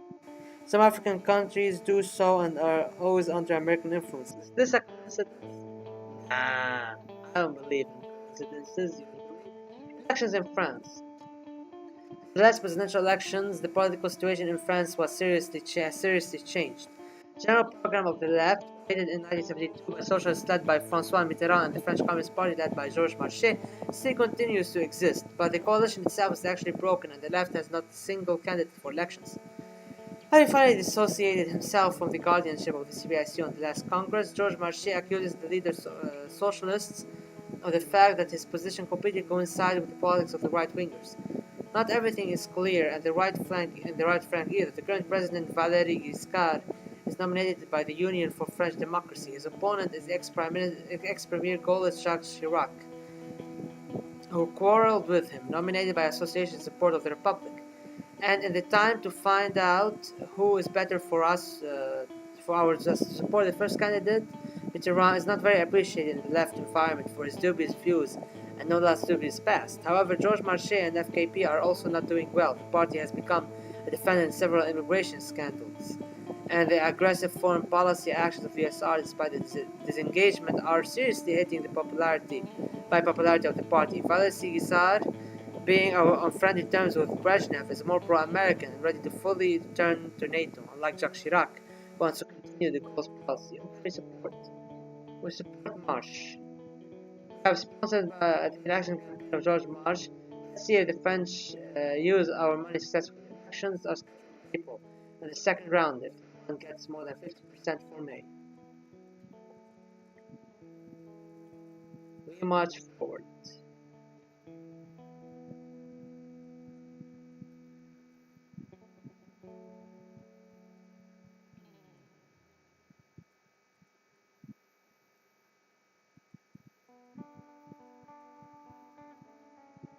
Allied crisis.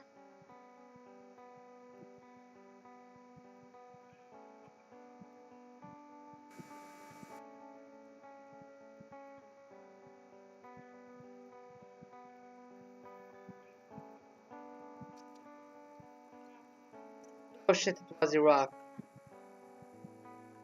should have let it leave. I should have let it leave. Why? Why the fuck didn't I let it leave?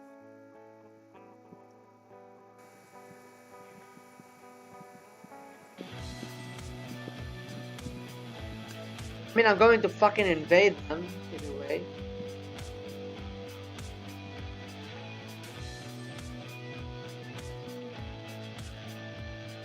You know what's good? Science.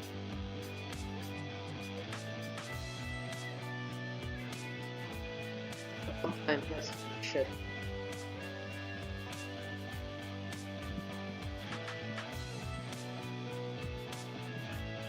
The road will be mastered by the walk. After a series of government resignations and the resulting political chaos, the standard of living in India began to fall, which together caused great unrest among the population, gave rise to the growth of communist forces of various persuasions. This is our chance to take power in India with friendly forces.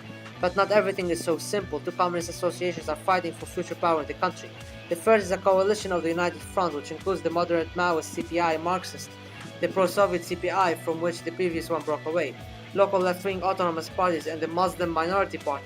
They understand that India is not yet ready for socialism and are going to eliminate the caste system by tribalism in the first place, and also advocate wide autonomy, preferring to rely on urban residents.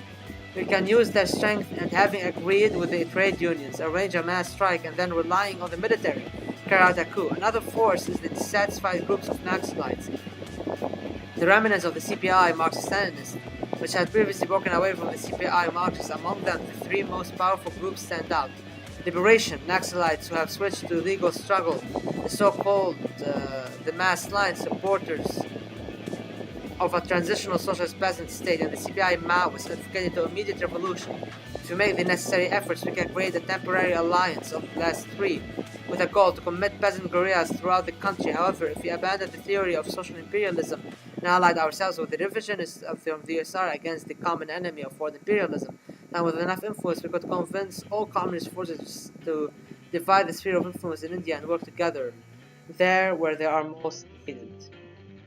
China and CMA are mistaken. By all means, it's CPIML around unite around the mast line. Difficult political and economic situation. I mean, its influence on the country.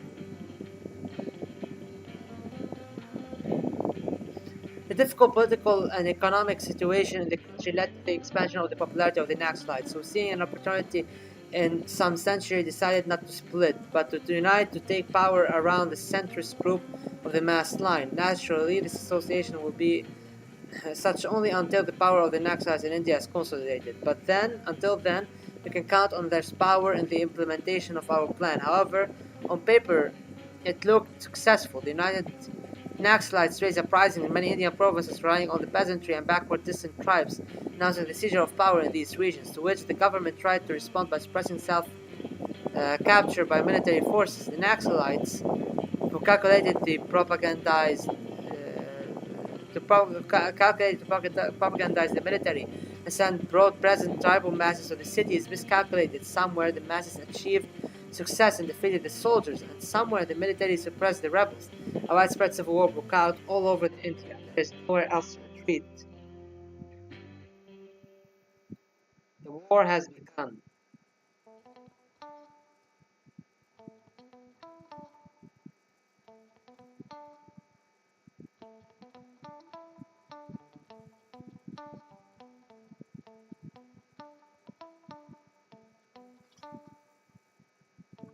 War is over, long live peace.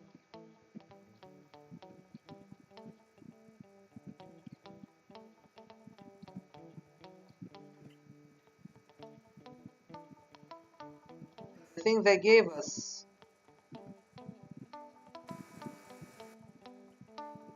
Right.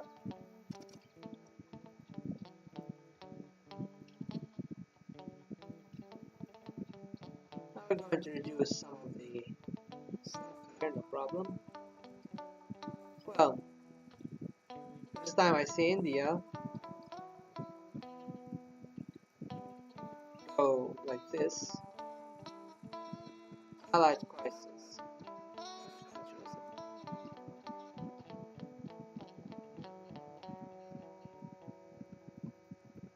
No, shut the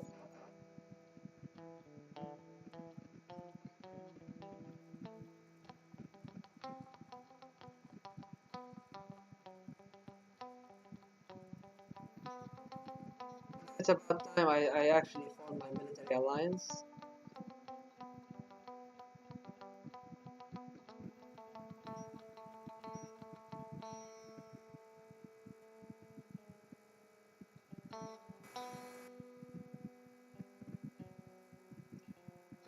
I don't think these two will fight anymore.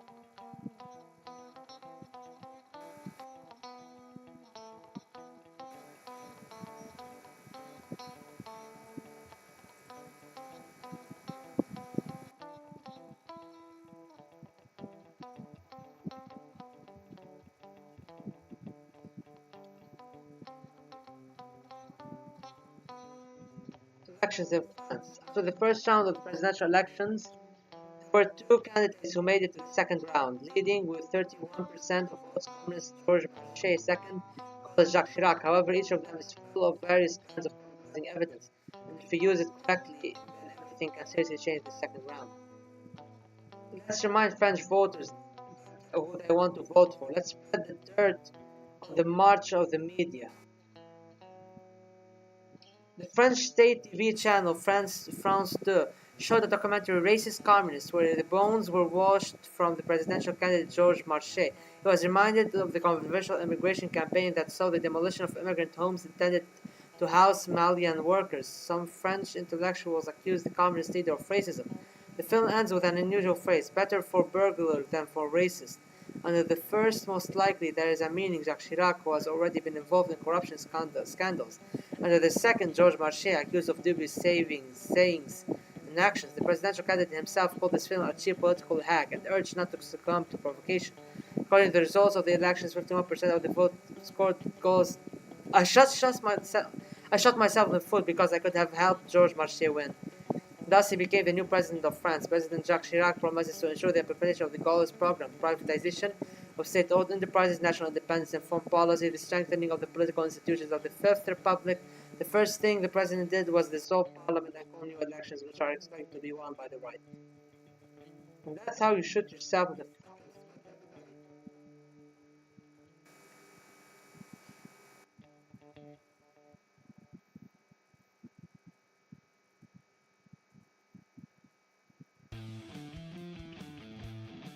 Civilians in elected positions command. Nah.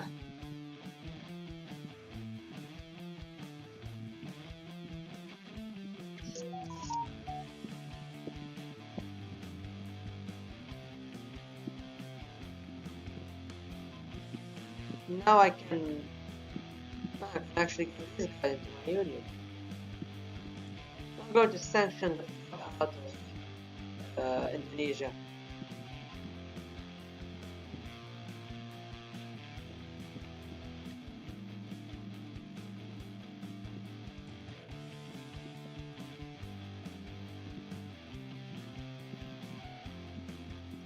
Now I can support these guys.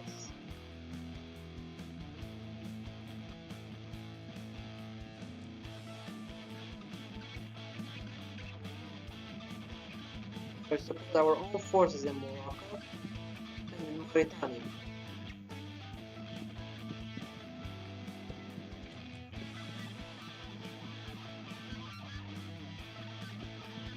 I don't have any more money, no problem.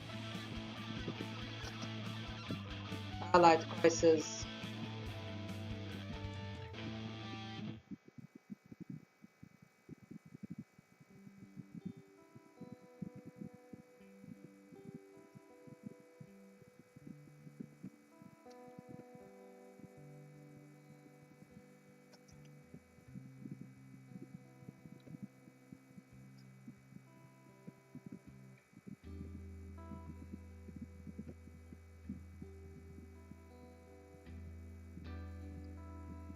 going to align all of these guys.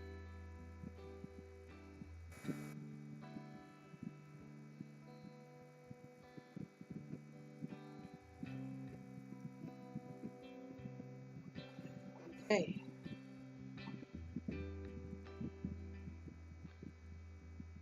Why do we have an allied crisis? I have problems of the Iraqi atom.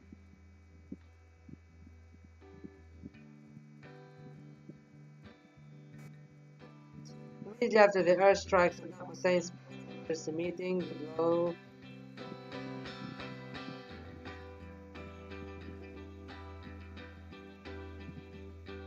Well, the attempt of, so we can read this, but I want to read this. The attempt of other agents to blow up the ship on which we transported it was prevented. Work on nuclear weapons is in full swing, according to our scientists. By 1988, Iraq will have 3 atomic bombs, and in 1995, Israel is furious. It was his hand chauvinist in world domination, but the Soviet Union and the United States had not yet responded to this. Iraq may have its own nuclear weapons, and Saddam Hussein became large to return everything robbed from us by the imperialists. Closing the nation from enemies and Zionists, Iraq is heavily militarizing and starts to cut diplomatic ties going into international isolation. They are just saved left-wing nationalism. Now you can go and invade Kuwait.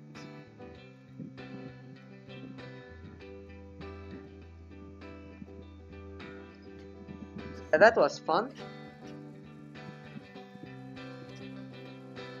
I think this event was rewritten.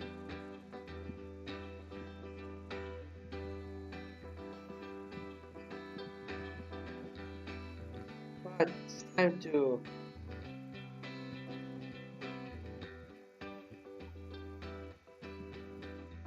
austerity policy.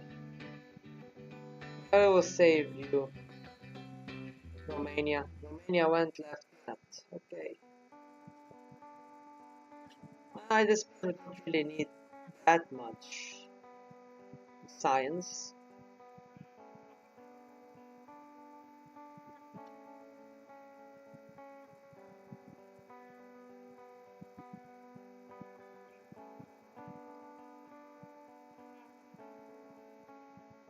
For the past, I will forgive the past of Japan. Allied crisis.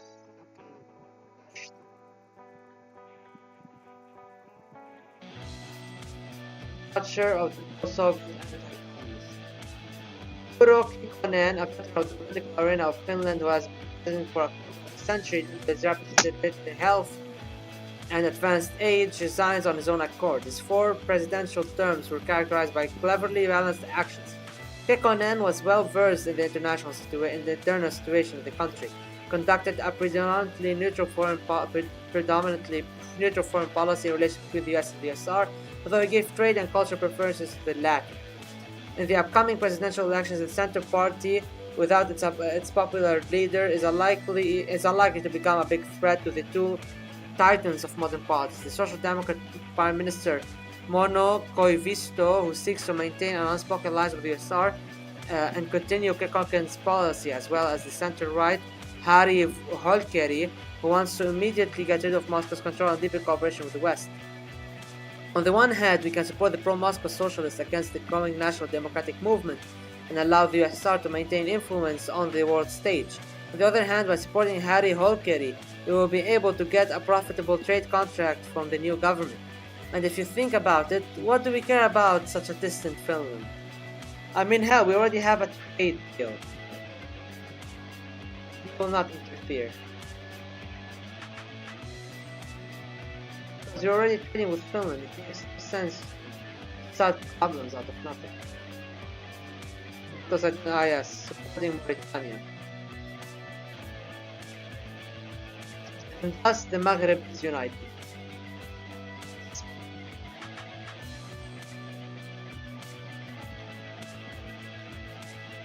Back Albania. We did not get an event about Albanian rebels.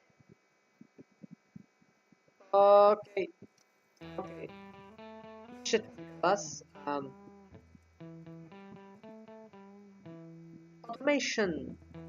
We have begun a course of automation.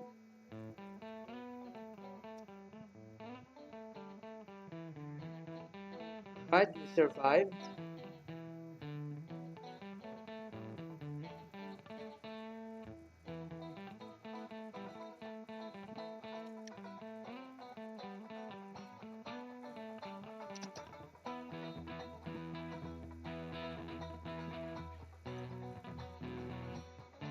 The golden triangle. Yeah, we will squash them. So now let's go to decisions.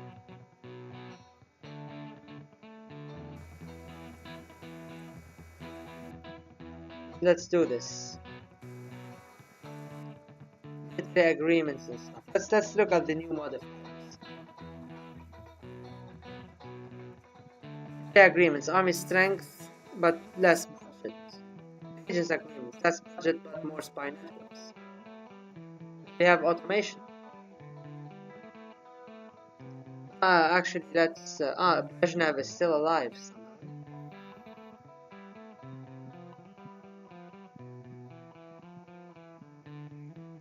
Straight with Mongolia, why not?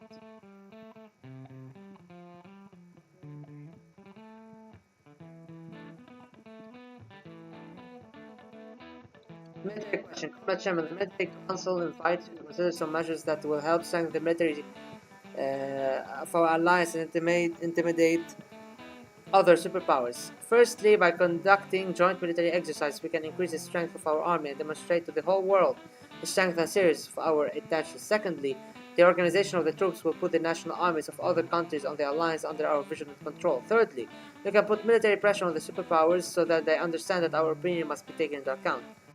What shall we do this year? It's an every year thing. Okay.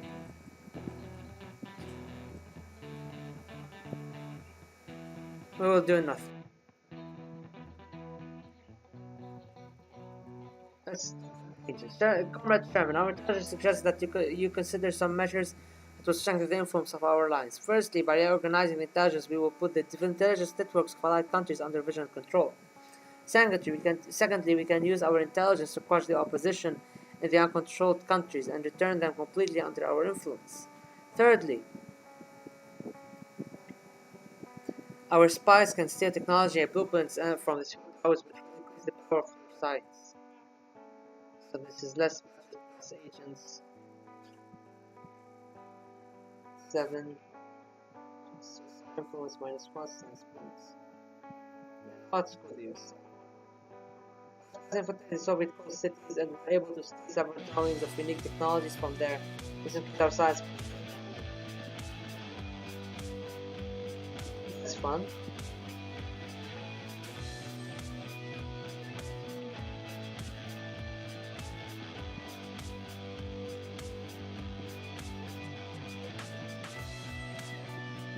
Well, just fertilizers. Let's see. Decision area. We will just eradicate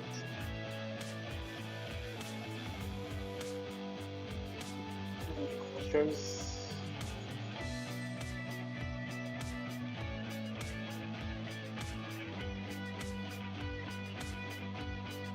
I'm just going to prepare to invade my enemies.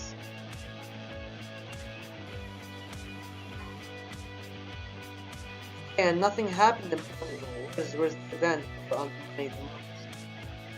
The Falklands War will support the Argentinians.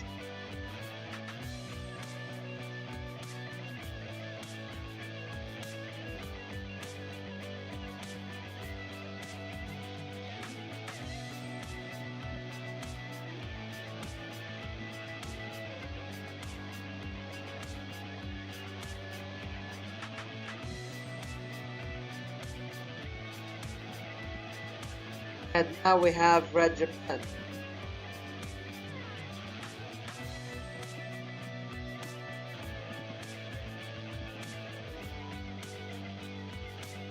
The party is not happy. Nation revolution has been stabilization of democratic institutions in Portugal over the past 6 years. Central-left and center-right governments have repeatedly replaced each other. However, none of the political forces managed to solve the socio-economic problems that the country inherited from the old regime. as well as finally close the issue of decolonization. Political instability added fuel to the fire. Radical left and right forces constantly carried out terrorist attacks and other actions that seriously hit the popularity of the government. Democratic politicians tried to unleash a flurry of public discontent against the Revolutionary Council, which stands above democratic institutions and impedes political modernization. However, the military, despite the curtailed power, successfully repulsed the attacks. The position of radical parties in the parliament was strengthened under their pressure. The new military entered the RS, extremely negatively disposed towards the liberal policy of the authorities. Far-left politicians such as Gonçalves and Saraiva de Carvalho have returned, as well as the far-right leaders of anti-communist organizations, Alpoin Calvan and Spinola. The council is increasingly polarizing and radicalizing, politicians accusing each other of betraying the Carnation Revolution. Rumors are spreading in society that the military is once more preparing to take power into their own hands in order to restore order in the country. But which way will Portugal go this time?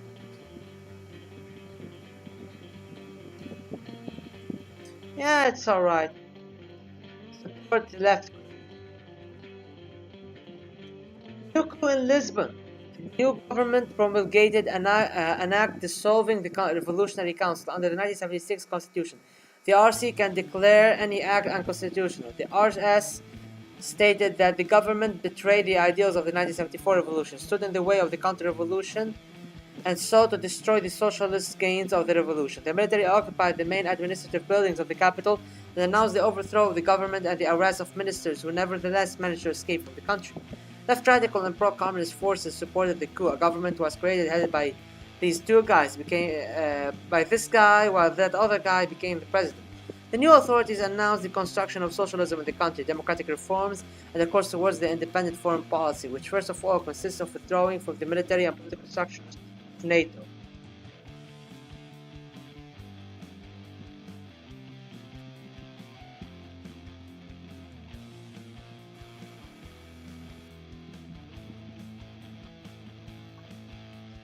Second chance. In 1982, there was a guerrilla boom in Colombia, the prevailing conditions of extreme poverty throughout the country, which led to the strengthening of leftist movements, and if they had the opportunity to legalize, now they would have a chance to come to power legally. At the same time, there was a big boom in cocaine trafficking in the United States and Colombia. Drug lords consolidated in the Medellin and Cali cartels, using their fortunes to buy huge farms, animals imported from Africa, etc., and laundering money, investing in social works. In such conditions, the new party that has burst into the light is the New Liberals and their candidate Luis Carlos Galan, with a social liberal political and economic agenda. At the same time, traditional parties and their representatives also participated in the elections. Belisario Betancur Cuartas from the Conservative Party, standing on the positions of political democracy, cultural conservatism, federalism, and economic liberalism, and Alfonso Lopez Michelsen of the Liberal Party, former president of Colombia until 1978, who created the primary industry, streamlined the legal system, and also suppressed labor and union protests and brought the country to peak inflation.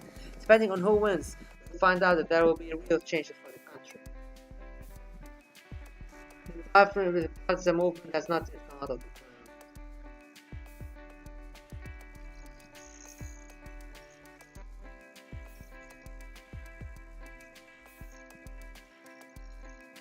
Yeah, Bentancur took over again. Big shocker. Now we're going to just support the opposition in Slovakia. Why not? Peace for Galilee, it is fucking time. I'm ready to throw down, bitch. I'm ready to throw down. Nobody invading my country on my watch.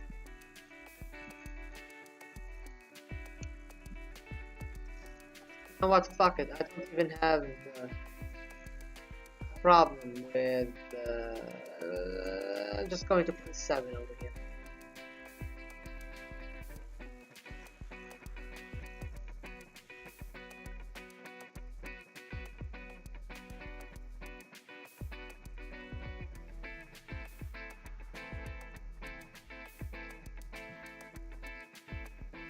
I seriously wish that the socialists will come to power in Lebanon, the Lebanese national movement, because if the PLO wins the war, then that means the Lebanese guys will win this war.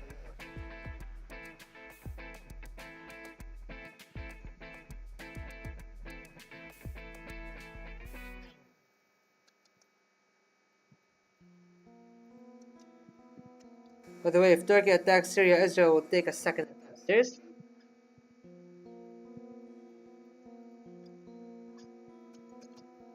Right, let's see. Lebanon should go green if the PLO wins. That means the civil war will most likely is over.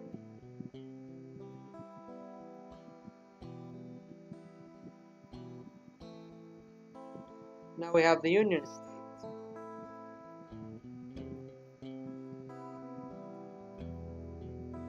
So apparently, creating the Union State is against UAR. Oh wait, no, you need to create it, and it's pro-Chinese. So a lot of things goes into this, and you know it's 2:38 a.m. So I've been streaming for like 2 hours and a half now, and there's still more in the game. That's why I don't really like to stream China Mouse Legacy. It's not a stream-friendly game. Like, I have to sit on my ass for 3 hours to stream a game of CML that could go wrong very fast. I don't know, man.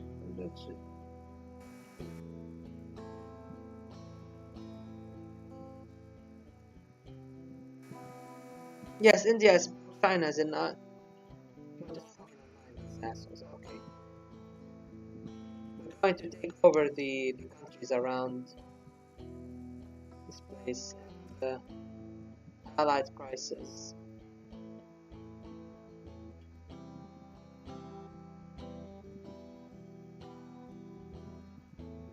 Pressure on them, and they're now part of our alliance.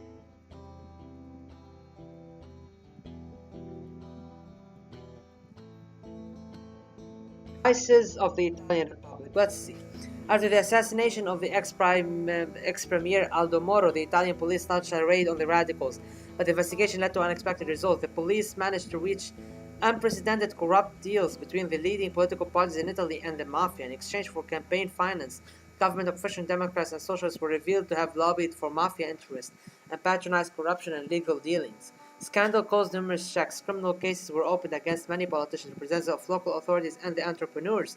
The national political system is under threat. The leaders of the Christian Democrats and Socialists were arrested, and the parties dissolved themselves. Their members flowed into the remaining parties that were not affected by the corruption scandal. The Italian Communist Party and the Italian Social Movement, i.e., the political map of Italy, has become seriously polarized. Also, a reform of the electoral roll was carried out. The proportional system was replaced by a majoritarian system. In this situation, we can contribute to the coming of power of one side or another, given that early parliamentary elections will be held soon. Oh shit, nothing. According to the voting results, the Congress won the elections, having received more than half the parliamentary mandates. The backdrop of success held by Link was formed and announced a revision of Italy's participation in Congress, economic and military political unions. However, in the ICP itself, a rival of few members from the other parties, there has been that we soon play a close talk with this first communist government.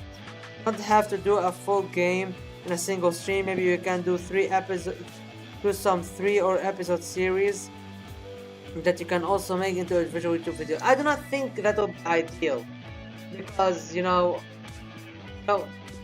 Like, I believe China Mouse Legacy streams to be focused on more specific things. Like, I don't want to do everything all at once. A normal game, it will not be enjoyable. I'm just going to say it, it's not going to be enjoyable. I will not have fun playing such a game.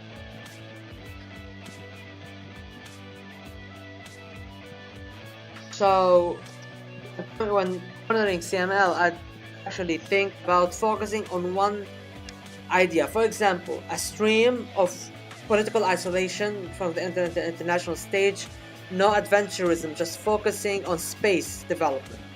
That's an idea of our stream. Another idea of our stream is basically putting South America through events.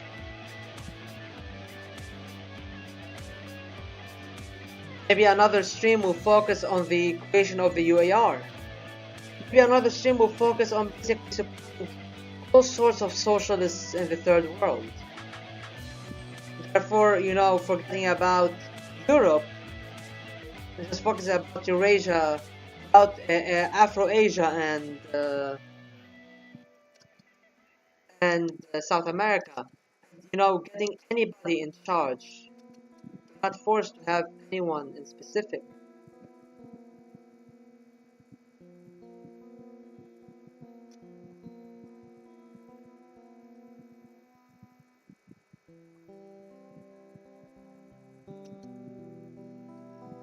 But anyway, I think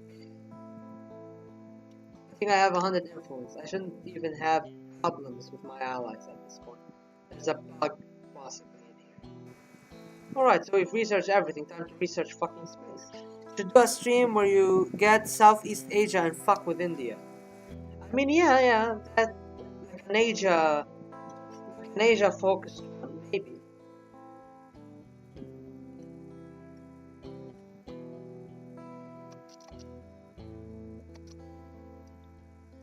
Party is that's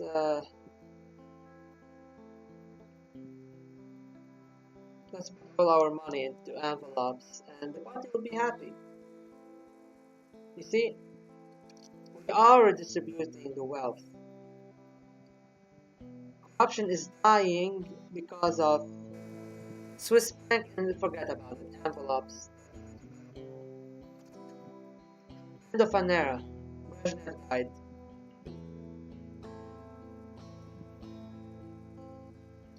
And we give it a boost with the bank.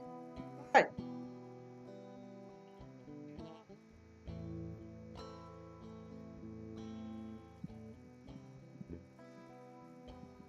Holy shit. Okay. Left radicalism with the US. Oh, what the fuck? Golly. The big ghostly light.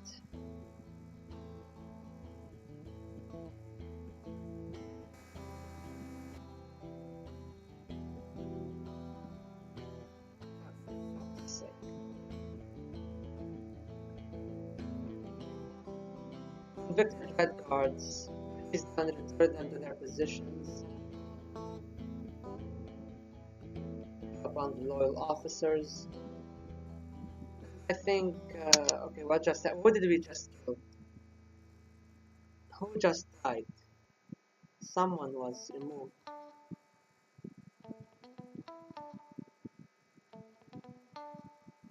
I just gotta get this guy into... What did he just do? Here it is. I'm just going to put him in the north. No problem. Okay.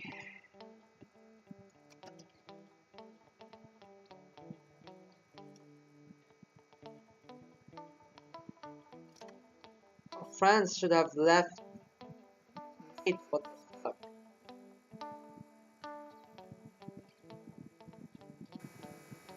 Oh yeah, I didn't have relationships with the USSR.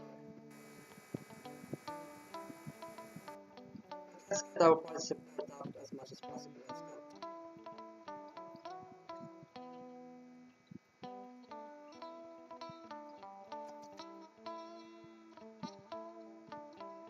I'm just going to go to space.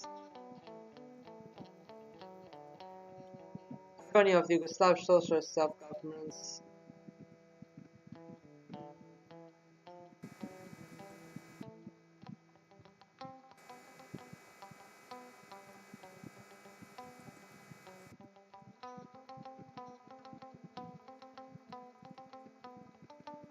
Hey. Ooh.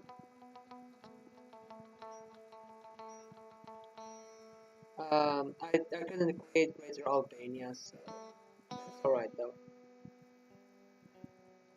I'm just going to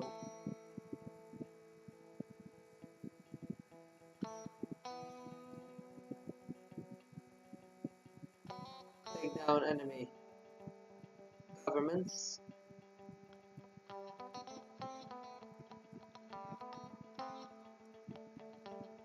cannot do anything with Senegal. Can I do something with Chad? Actually, I can.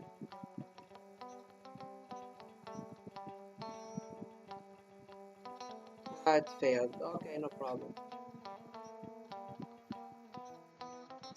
The left. So the corruption scandal in Italy and the victory of the left in the parliamentary elections, PCI was on the verge of a split due to different views on further reforms in Italy and the country's participation in European integration. There were several factions within the party. The problem is aggravated by the illness of Berlinguer, whose health was undermined by active ministerial work. The first active faction is the neo-Stalinists, led by Armando Cossutta, condemning the Euro-communist course and being the most pro-Soviet among the leaders of the party. The second faction is the moderate left, whose leader is the chairman of the Chamber of Deputies, Pietro Ingrao, who at one time called for the openness of the communists towards the new left, but criticized the policy of market socialism. The third faction is the right, led by Giorgio Napolitano, who advocates turning the party into a social democratic one. Because of this, we can influence this or that faction. Yeah, we can do shit. It was not possible to save the party from the next Congress occupy a significant part of the new Communist Party and announced the creation of the Centrist Union, a democratic party that must unite all political forces from the center left to the center right. The government received a vote of no confidence in Parliament and resigned. As a snap election, the Communists lost a significant part of the vote, while the new party, expressing the aspirations of the former CDU electorate, managed to gain enough votes to form a democratic government. Fucking hell, I thought this is so bad. Democratic transition.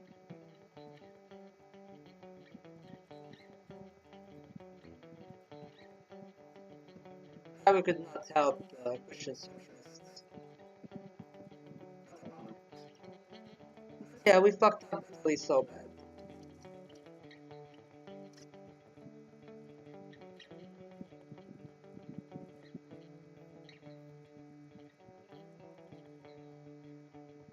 Grenada, Act 2. The Grenadian Revolution, despite all its social achievements, could not finally solve the economic issue, which was aggravated after the US blockade. The government of Maurice Bishop was ready to make concessions to the US and the IMF in order to achieve economic relief, but the US refused loans to Grenada. Against this, the conflict within the ruling party escalated. Left-wing radicals represented by the Deputy Prime Minister Bernard Corda and Commander of the Grenadian Army General Hudson Austin were dissatisfied with the moderation of Maurice Bishop and plans to normalize relations with the USA. Now, the armed forces are preparing to arrest of Maurice Bishop and want to establish an anti-American military dictatorship. At the same time, the Grenadian Democratic Movement was founded by neighboring Barbados, which included politicians who opposed the Marxist government. The question stands squarely: who to support in the brewing conflict, and whether it is worth it at all, given that such a small country like Grenada cannot be found on the globe. Support the group of radical communists and win over to your side.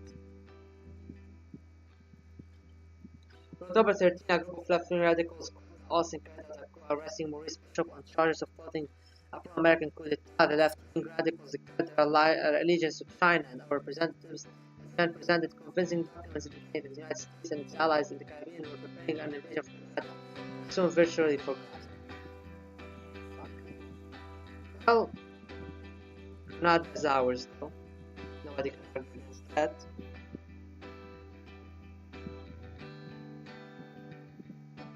Allied crisis.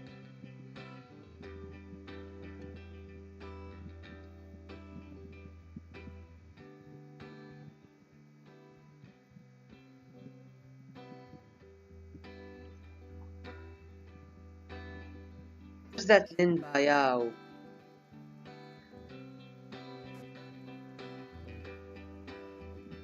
There was this Lin Bayao.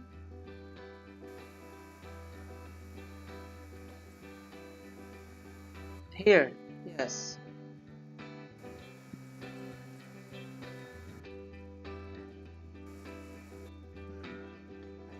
Of the mouse version. How bizarre.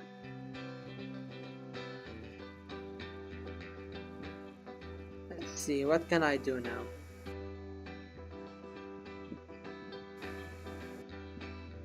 Okay, so we need 150. 150 in our money. Okay, so we're going to invade Taiwan by the end of the game.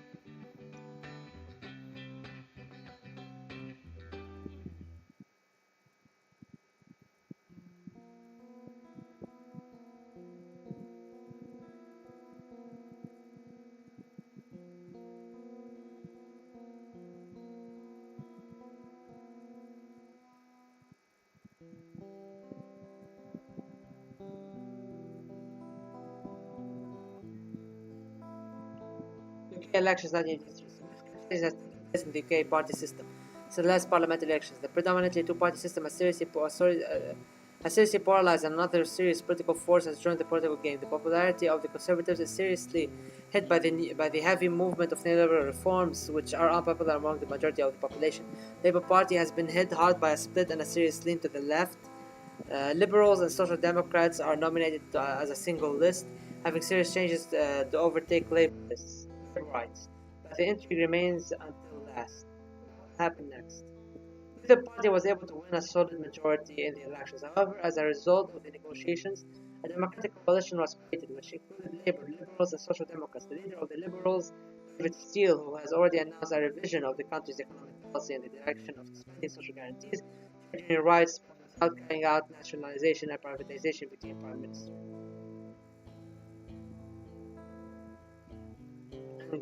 And Great Britain is Tory, and we carried out an operation against them.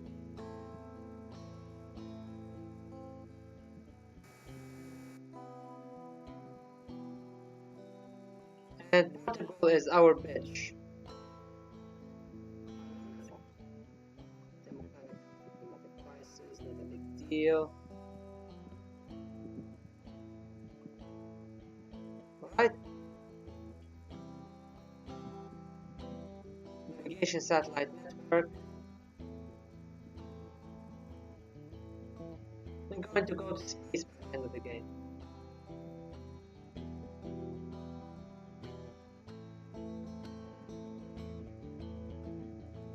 It's almost 3 a.m. I'm worried my electricity might go out.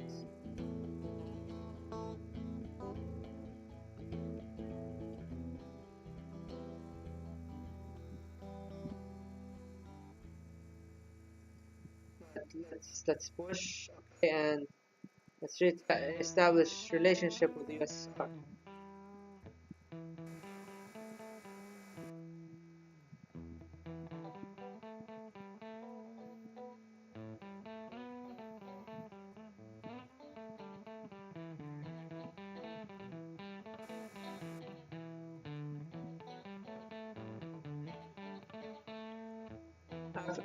Jakarta.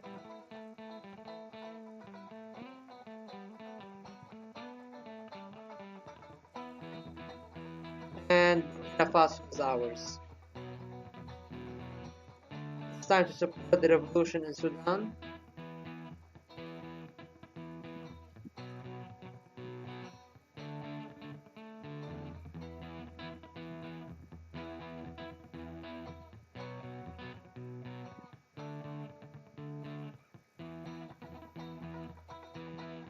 Collapse of the Republican camp. The former unity and political constitution of the times of the Second Civil War came to an end.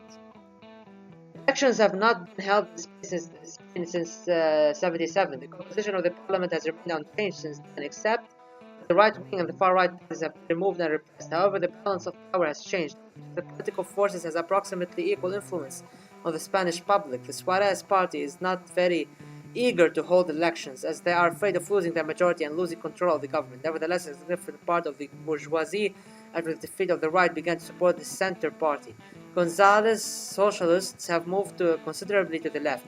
The influence of the leftist Marxists Pablo Castellano and Luis Gomez Lorente has increased in the elites of the party. Carrillo extended the influence of his party to the working class, but many recall his conciliatory stances with the monarchy at a time when socialists stood up for the republic. Under pressure from the left-wing parties, the government had to make concessions and announce the date of new elections. However, it is still unknown who can win. It can be assumed that the outcome of the vote will depend on the foreign policy situation. In this case, this opens up certain scope for us to intervene. We can't do shit about shit. And Suarez won. We can't do shit in here.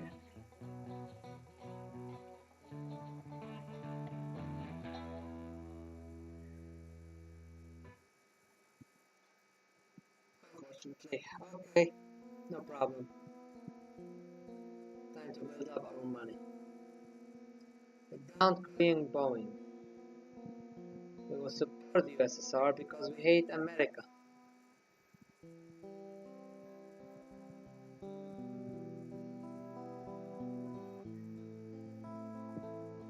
We can't take it anymore.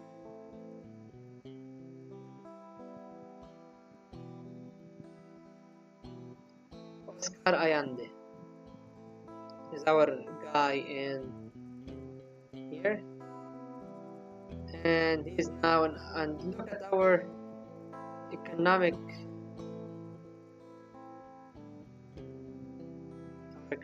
camp over here.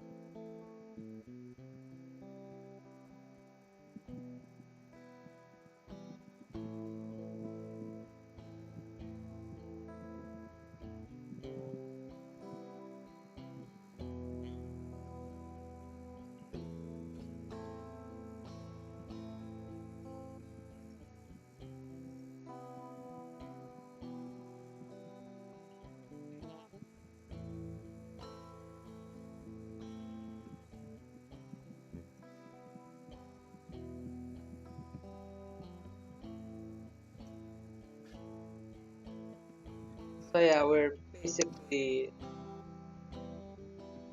done the South Korean provocation, and we're going to start a war soon enough.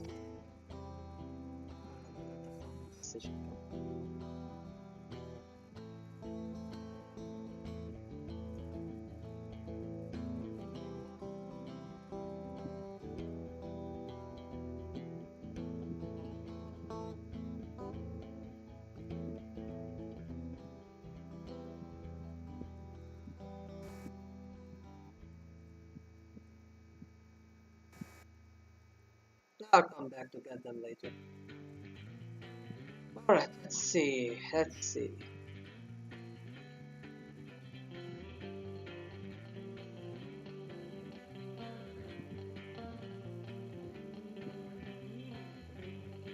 Oh, Djibouti. And therefore, Ethiopia would be very much surrounded.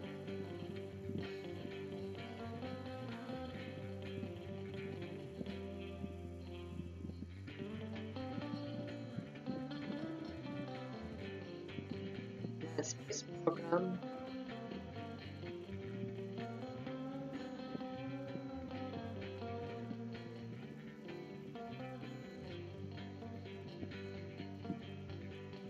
Alright, let's see, what next? What I want to do right now.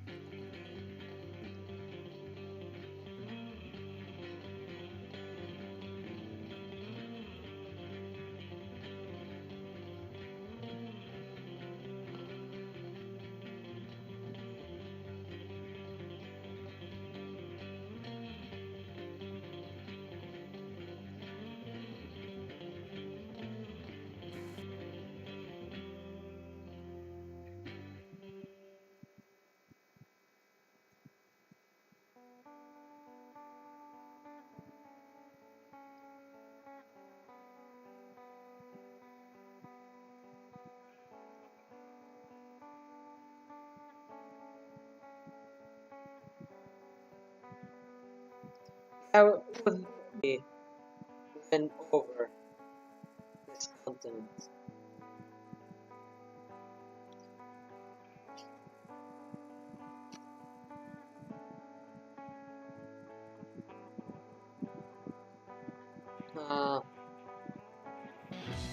But we didn't in space.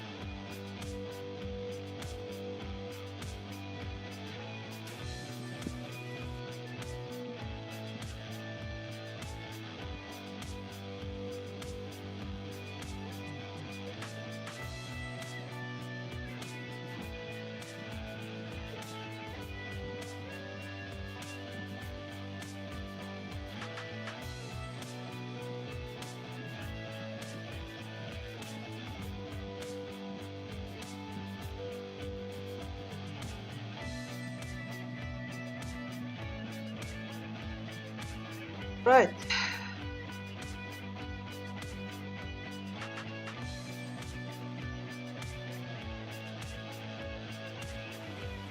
Look at the colonies and devastations of war and poverty and franchisees that had countries organized are even America. Stories of unknown worlds, tremors, strange things are happening. Inter-sector organization fail throughout the country. Messages between grassroots enterprises are broken. Food is being delivered to regions with interruptions. Okay.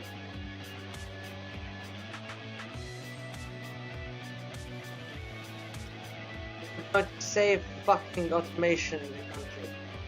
Even if it's the last thing I do. Even if it had nuked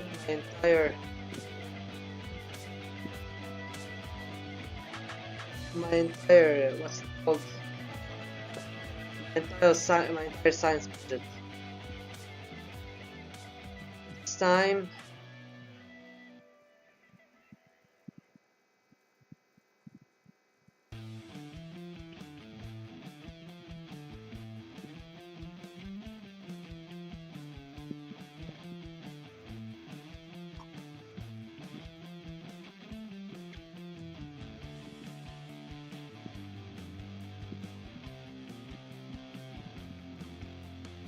that the entire continent is with us. Same alliance. And the Total Nationalist Government of Turkey, formed from members of the work of the military junta and the pro-fascist National Movement Party, has taken the path of subjugating national minorities. Since the late 1970s, Kurdish Workers' Party has been fighting for national liberation, but after the coup, its paramilitary wing had to hide in the mountains, retreating onto the Syrian and Iraqi borders. Recently, the junta government adopted Turkey's new constitution, which included overtly nationalist provisions. For example, it recognized that the Turkish state, its territory and nation are a single indivisible whole. Any language other than the state language is prohibited. The government also introduced discriminatory measures against the Kurds. It was forbidden to give newborn children Kurdish names, and the population of the border groups was forbidden to own livestock. The southeastern regions are of strategic importance for Turkey. Their loss would mean the deprivation of control over the water resources of the Tigris and Euphrates, and accordingly a lever of pressure on Iraq and Syria, which need Turkish fresh water. In order to curb the Kurdish nationalists, the junta sent troops to the region, where they massacred the local population. The actions of the authorities in many countries are characterized as genocide. These events have already caused a migration crisis of refugees fleeing to Syria and Iraq. The Turkish military is using anti-human tactics, my neck, taking the local population hostage and forcing parts of the partisans to surrender. Obviously, a serious regional crisis is brewing, which could lead to a general aggravation of the situation in the world. What should we do? Together with the USSR, push the UN to recognize Turkish nationalism as a form of racism. Impose economic sanctions on Turkey. We have unilaterally severed any trade and diplomatic ties with the junta. The junta never continued its policy of deportations and genocide despite all the pressure from the local community. Former leader K. Evren stated that the operation would last until the last terrorist attacks. Holy shit, okay. I mean, I have arguably the biggest fucking economic block on earth currently. What the fuck you gonna do? That's it. We're mobilizing to war. Defend the quality of education.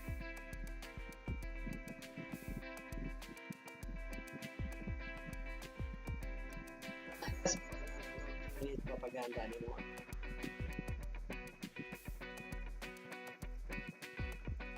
Be a funeral. We'll send a Chinese delegation just to say goodbye.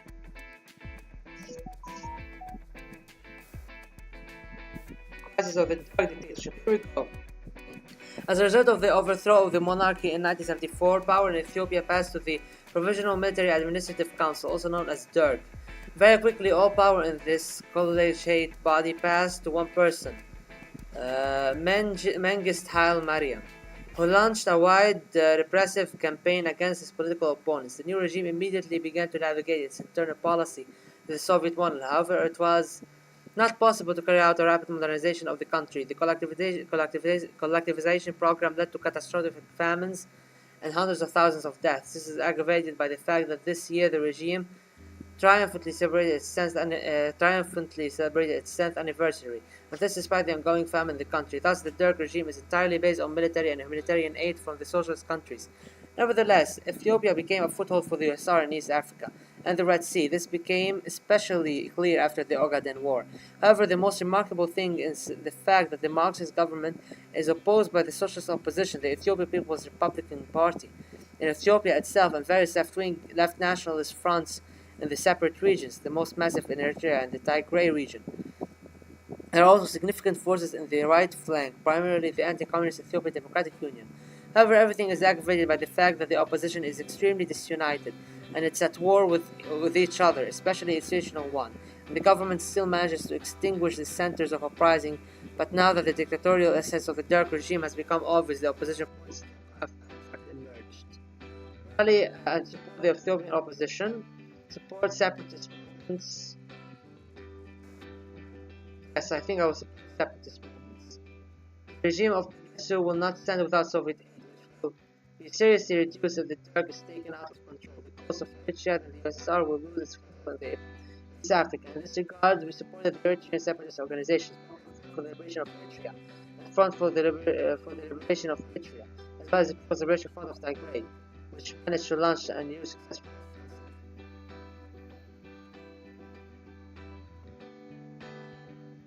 We support the TPFL and these guys.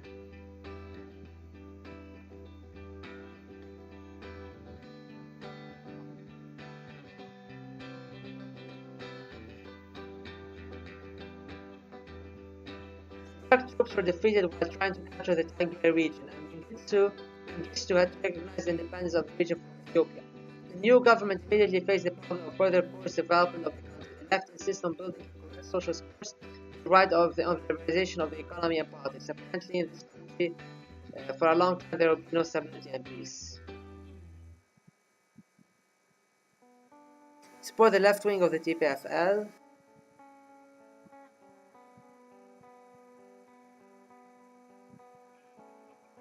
We will support them.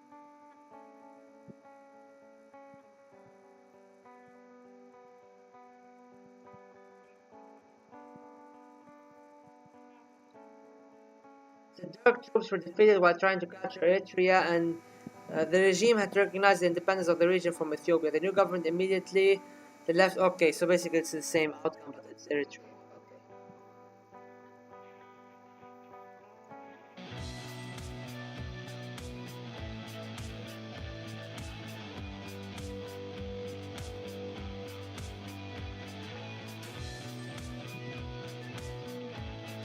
And Ethiopia is fucked.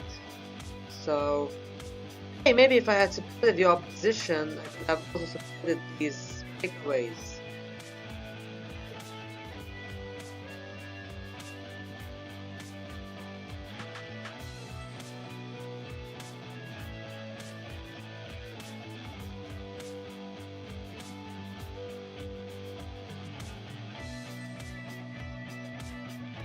Draft.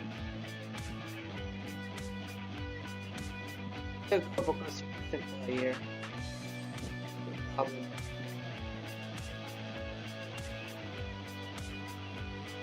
We're back to conservative socialism, I see.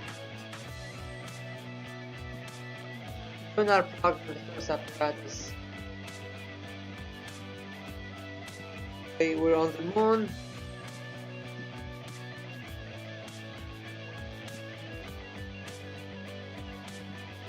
We need shoulder straps. No, we don't.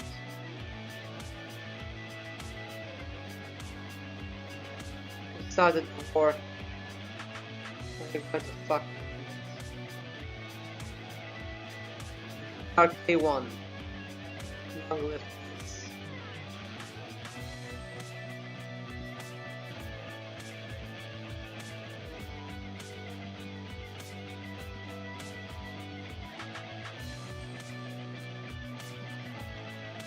Now we rule over Korea.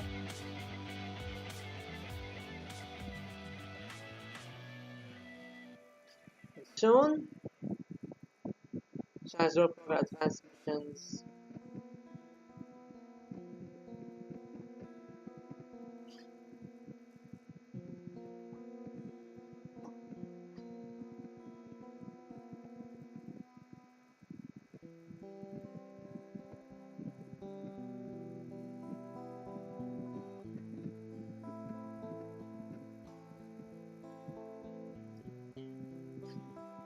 It's time to get Djibouti under the fold.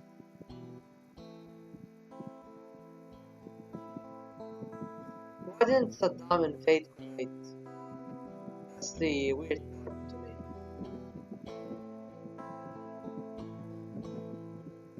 Basically, Ethiopia is surrounded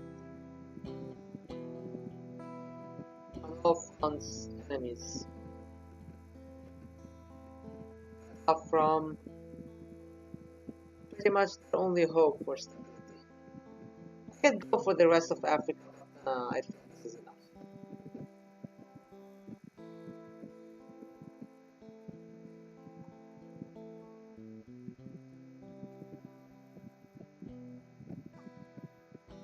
I think I'm just going to wait until I can invade.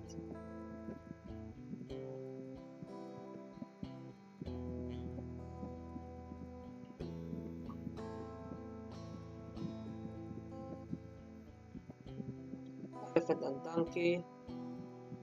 After the crushing defeat of the Democrats in 1980, the Congress participated in the presidential elections. The Republican Ronald Reagan advocated extreme anti-communism, cultural conservatism, economic liberalization, and arms buildup. His opponent is Democratic Walter Mondale. Mondale is campaigning politically liberally, supporting the nuclear test freeze and the Equal Rights Amendment, and he opposes Reagan economic policies in his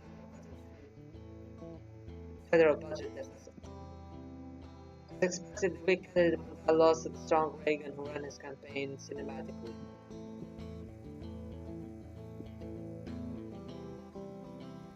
You know what? I'm going to celebrate Reagan. Actually, I'm going to celebrate Reagan invading fucking Taiwan. Don't mess with me, bitch. Don't mess with me. That's against the leading party line.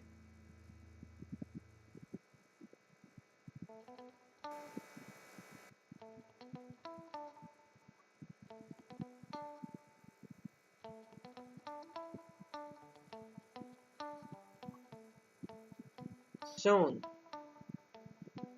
Soon.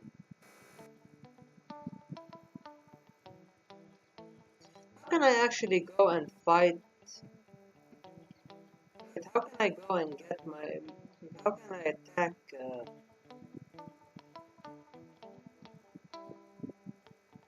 what the fuck? What's it called? Oh my god, I can't remember it. How can I grab the islands from these guys? Change support Romanov and Romanov one. Time for shit to get easy. Romanov proclaims re-Stalinization. Grigory Romanov recently came to power in the USSR, appointed Richard Kosolapov, the editor-in-chief of the Communist magazine, who has a reputation as a Stalinist, as his second secretary. The latter immediately began work on restoring all the injured members of the Stalin team to party members in 1957. And also for the first time since 1960s, raised the topic of the cult of Stalin's personality, stating that the closed report of the 20th Congress was erroneous. Its provisions are irrelevant and need a total rethinking. Is there really a new round of Stalinization? Was supported. We approve of the new position of the Soviet leadership in the relation to the personality of Comrade Stalin. There should be a new study of this theory, the practice of implementing socialism, and assessment of its activities should be qualitatively and objectively, such as the comment of Chinese Foreign Ministry about a new round of re-Stalinization in the Soviet Union against Slav military leadership, congratulated the Soviet leadership on entering the new era and also applied for entry into the CMA and Warsaw. Fucking bitch, I saved you. What fuck?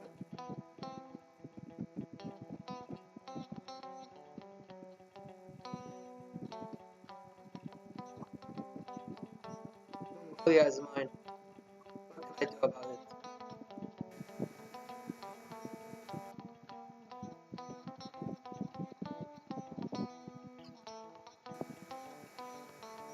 Unity of the nation over 70. Mongolia under our influence. Ah, yeah, this one.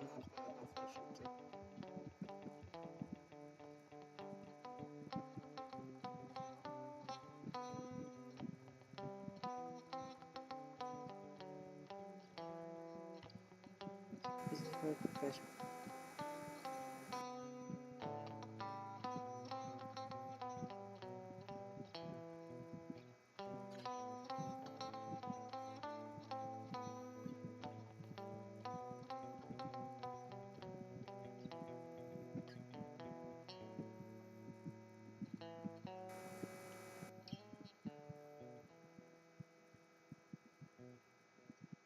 Democratic International. We will fucking blow that shit sky high. We will blow it to Kingdom Come. Lunar program people on the moon. We are going to the moon by the end of the 1980s.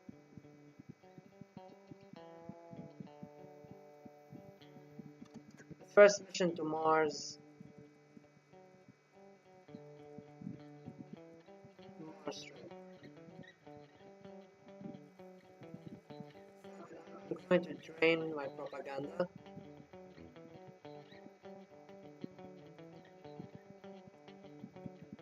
And this. I'm going to also trade state back. This is it. We're fucking going to war. Let's do this shit.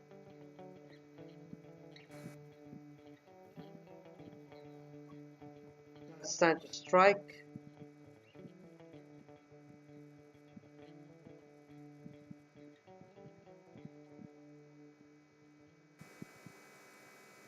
Shit, total militarization is not achieved. Doctrines, defensive army. Militarization. Okay. Now, time to invade Taiwan.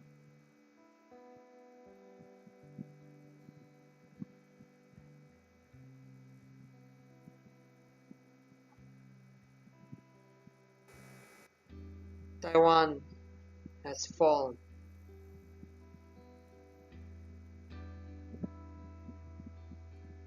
Don't care at all, motherfucker. We own this shit.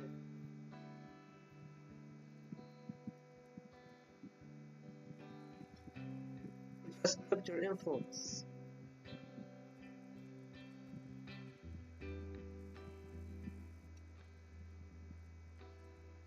This is the last science. I'm just going to fill our science up. We achieved Chinese unity in this century. Schengen Agreement. Ah shit, okay. The missions aren't really needed anymore. Oh, but corruption is going up, so we need to be careful. Yeah, it really feels exciting invading Taiwan. Always a fun time.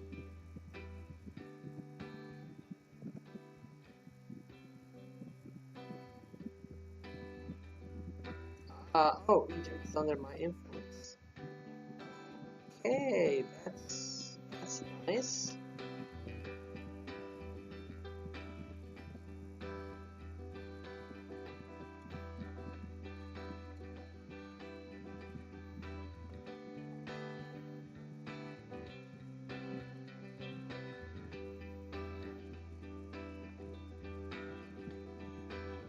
Even after invading Taiwan, the USA is improving relations with me. It's actually nice. What's there more to do? The game is almost over. So, what's there more to do?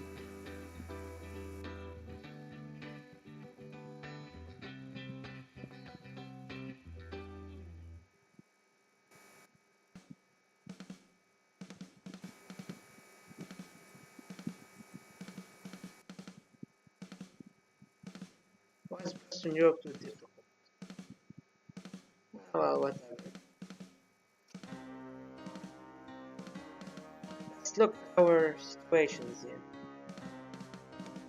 Tax Iraq, money and the budget, plus immigration points, plus provide. Okay.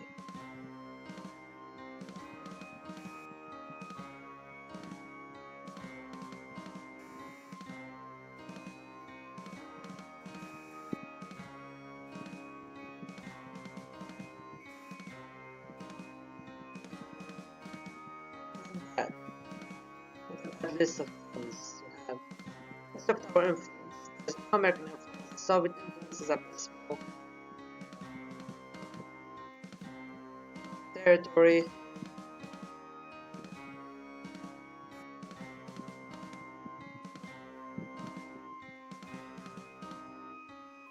Basically, we have most of our territories.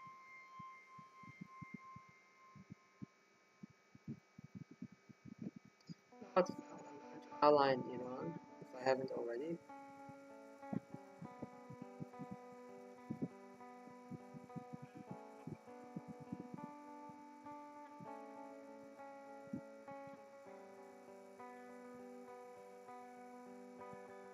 So I'm going to drop the USSR of Togo.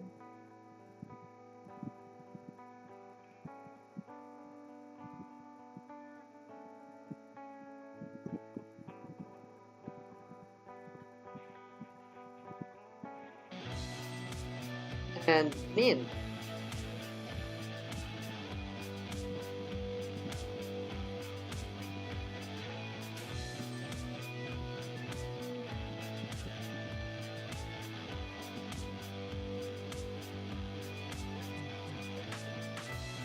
Sierra Leone. Ah, we can't do it anymore, okay.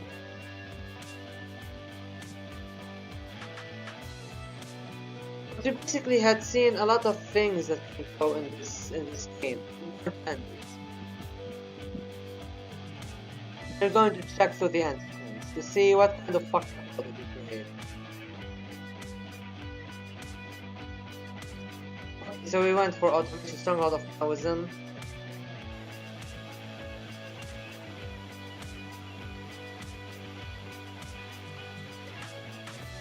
We have recaptured a lot of things. Okay.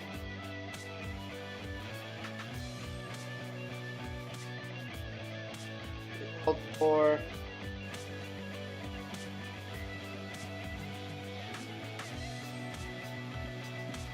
seems like the SR is going to emerge, but we don't know that we want to.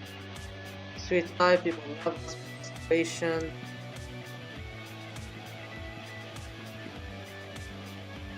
Yeah, the AR did not complete.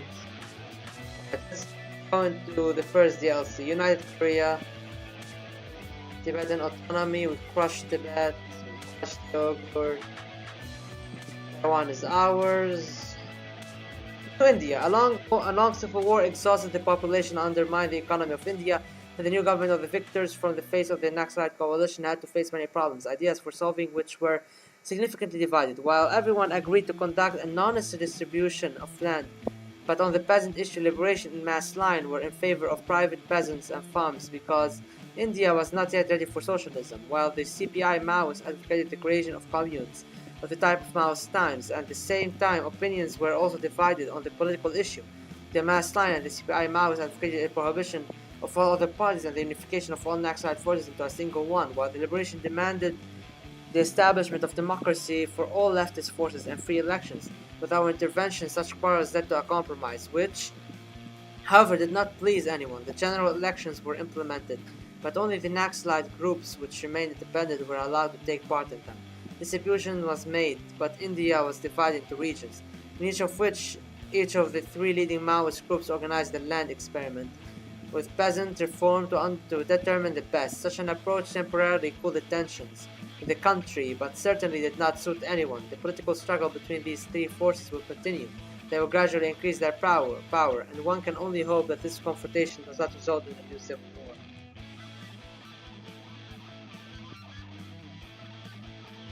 nuclear conflict, nothing happened, red rising sun, Japan's communist.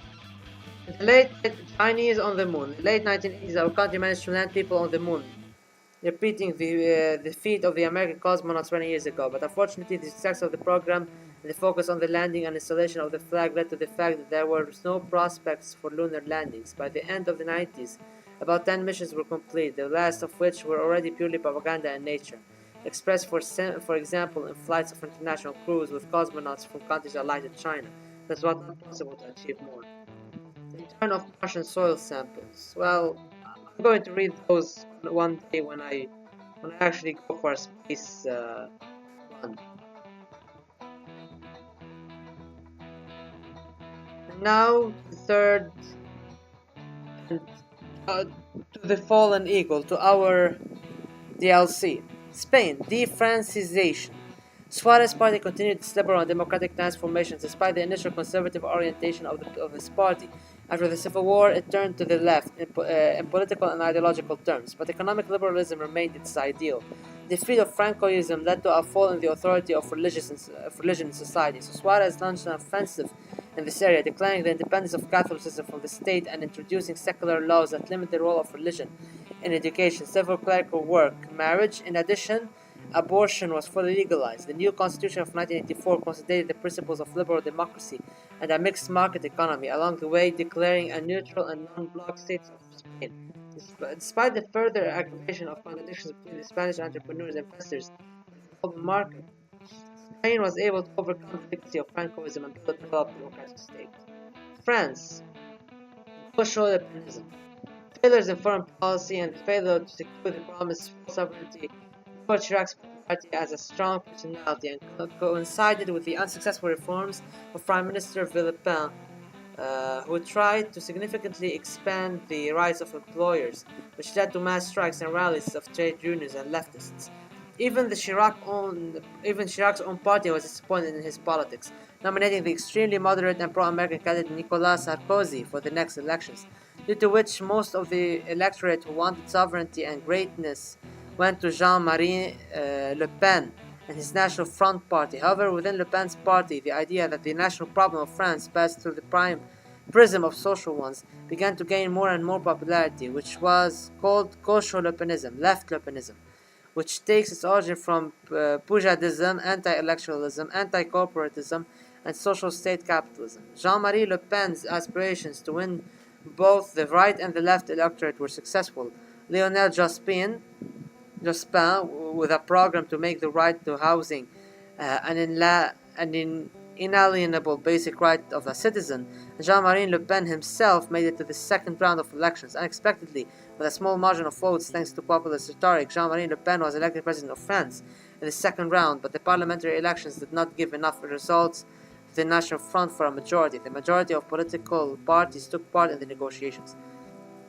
Political tensions led to an unexpected outcome in the negotiations. The NF announced the creation of a coalition government with the Communist Party. The latter confirmed this, adding to the coalition was purely temporary and was generated by the chaos caused by the results of the parliamentary elections. The official goal of such strange coalition was ensuring the stability and security of France, the struggle for the rights of the workers and families, the protection and realization of the sovereignty of France, and the coalition did not deviate from these goals by a single step. Social benefits were expanded, material support for families was introduced, the labor code and labor rights were improved. They even introduced subsidies to farmers and launched a serious anti-drug campaign, as well as increased the size of the police, tightened laws, and increased the provision and salaries of the armed forces and now we can scroll down. Law enforcement. Together, a provision was made in the French constitution to announce membership in foreign military organizations, which marked the end of France's membership in Western military structures. However, contradictions of the further reform course caused the split in the coalition of the National Front and the Communist Party. Until the election, it exists only formally so as not to dismiss the government. But for the upcoming elections, former partners will go on opposite sides of the electoral barricades. Okay, I have just destroyed the EEC and NATO. Good on you, Artem. Good on you. Portugal, New Carnacion Revolution.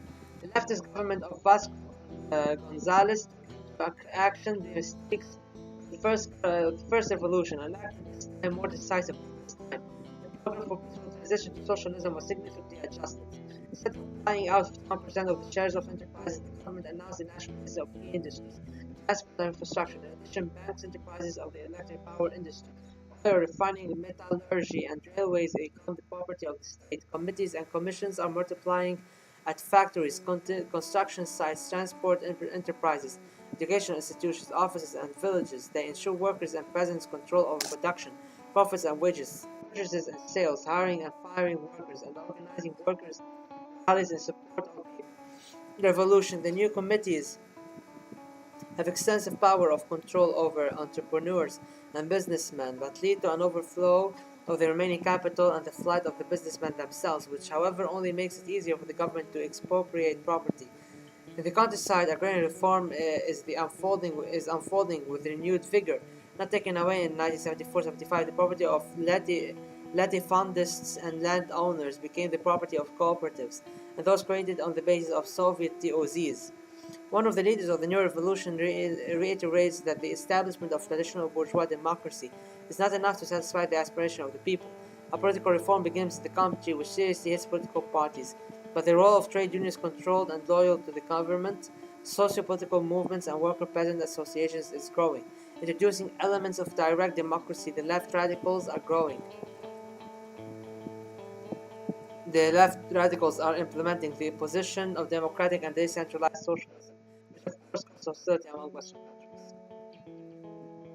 Italy. After the disappearance of traditional Italian parties throughout the 1980s, the political instability and conflicts between left and right parties continued, fueled by the growth of terrorism and extremism. However, in the 1990s, the political situation began to stabilize, and the empty niches of the left and right centers were filled by new parties that were no longer associated with either the CDA or the ISP.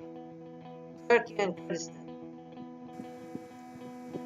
In Turkey, after the successful alliance of the nationalists with the government, the military authorities began to incite nationalism and revanchism in society with the help of propaganda. Some organizations and the media even demanded the return of originally Turkish territories under the occupation of Greece. But this crazy initiative did not go beyond words. So far, nevertheless, Turkish nationalism has actually become a state ideology in the field of domestic politics. An extremely authoritarian regime was established with a high influence of the military on politics. Despite the formal abolition of the military regime and the departure of the military from their posts, their influence on behind-the-scenes politics continued to be enormous. All opposition parties were banned, and the only legal party in power has control over all regions of parliament. The question of the stability of such a system remains open. Kurdistan, the unified nation state, remains the ultimate dream of the Kurdish people. Great Britain. Breakdown of the system. The coalition of liberals, Socialdemocrats, and Labour fundamentally hit the traditional party system of Great Britain, where since the early 1920s two parties dominated, the Conservatives and Labour, and the Liberals had much less influence. Now the ideological defeat of the of the Cons led to numerous splits in the party, and led to the fact that the party of the once greatest prime ministers fell to the level of the Communist Party of Great Britain, and did not get into parliament. Who in the next election left the coalition with Labour and began to pursue their own independent policy. The country now has a three-party political system. Germany. Nostalgia. Germany remained divided. On the 40th anniversary of the GDR, German leader Honecker declared the following: the war will stand for 50 or 100 years.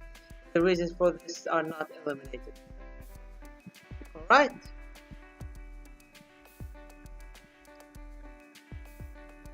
That being said, I think it was a good enough showcase for the new DLC, and there's of course new stuff going to be added into it. For example, let me show you an example. Let's load this. I'm not sure if I'm supposed to show you. Okay, hold on. I mean, it's probably going to get updated soon, very much so.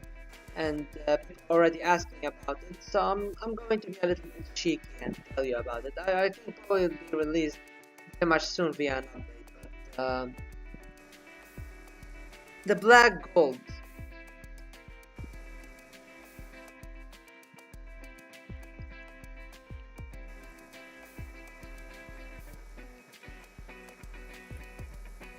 See? And with the Black Gold modifier will be available. it's to play over. It's basically used to expand oil, change the prices, and it affects the world map. You can interact with the Gulf countries. The GCC forms in 1981, and once you have influence to 100, well, I'll leave that to you to decide. That being said, thank you all for watching. This has been a very long and arduous stream. 3 hours and 30 minutes, I guess. It's been very long, it's been very tiresome. But it was fun, you know. CML is really fun when you actually have a shit ton of money playing in Sandbox. Anyway, thank you all for watching, and I hope you guys enjoy playing CML, getting the DLC. It's now available on Steam, The Fallen Eagle. Even though not demonstrated here, there's a lot more of content. This game is jam-packed with content.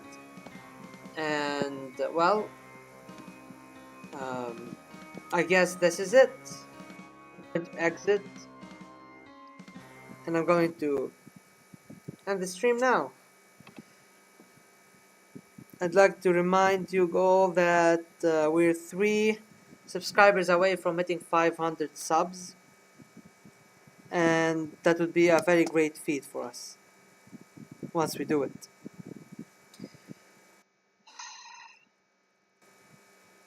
Considering it's already Monday here for me, I wish you all have a great week, that you can get to relax if it's still, you know, Sunday for you, get to relax in the evening. Take care of yourselves, take care of each other, and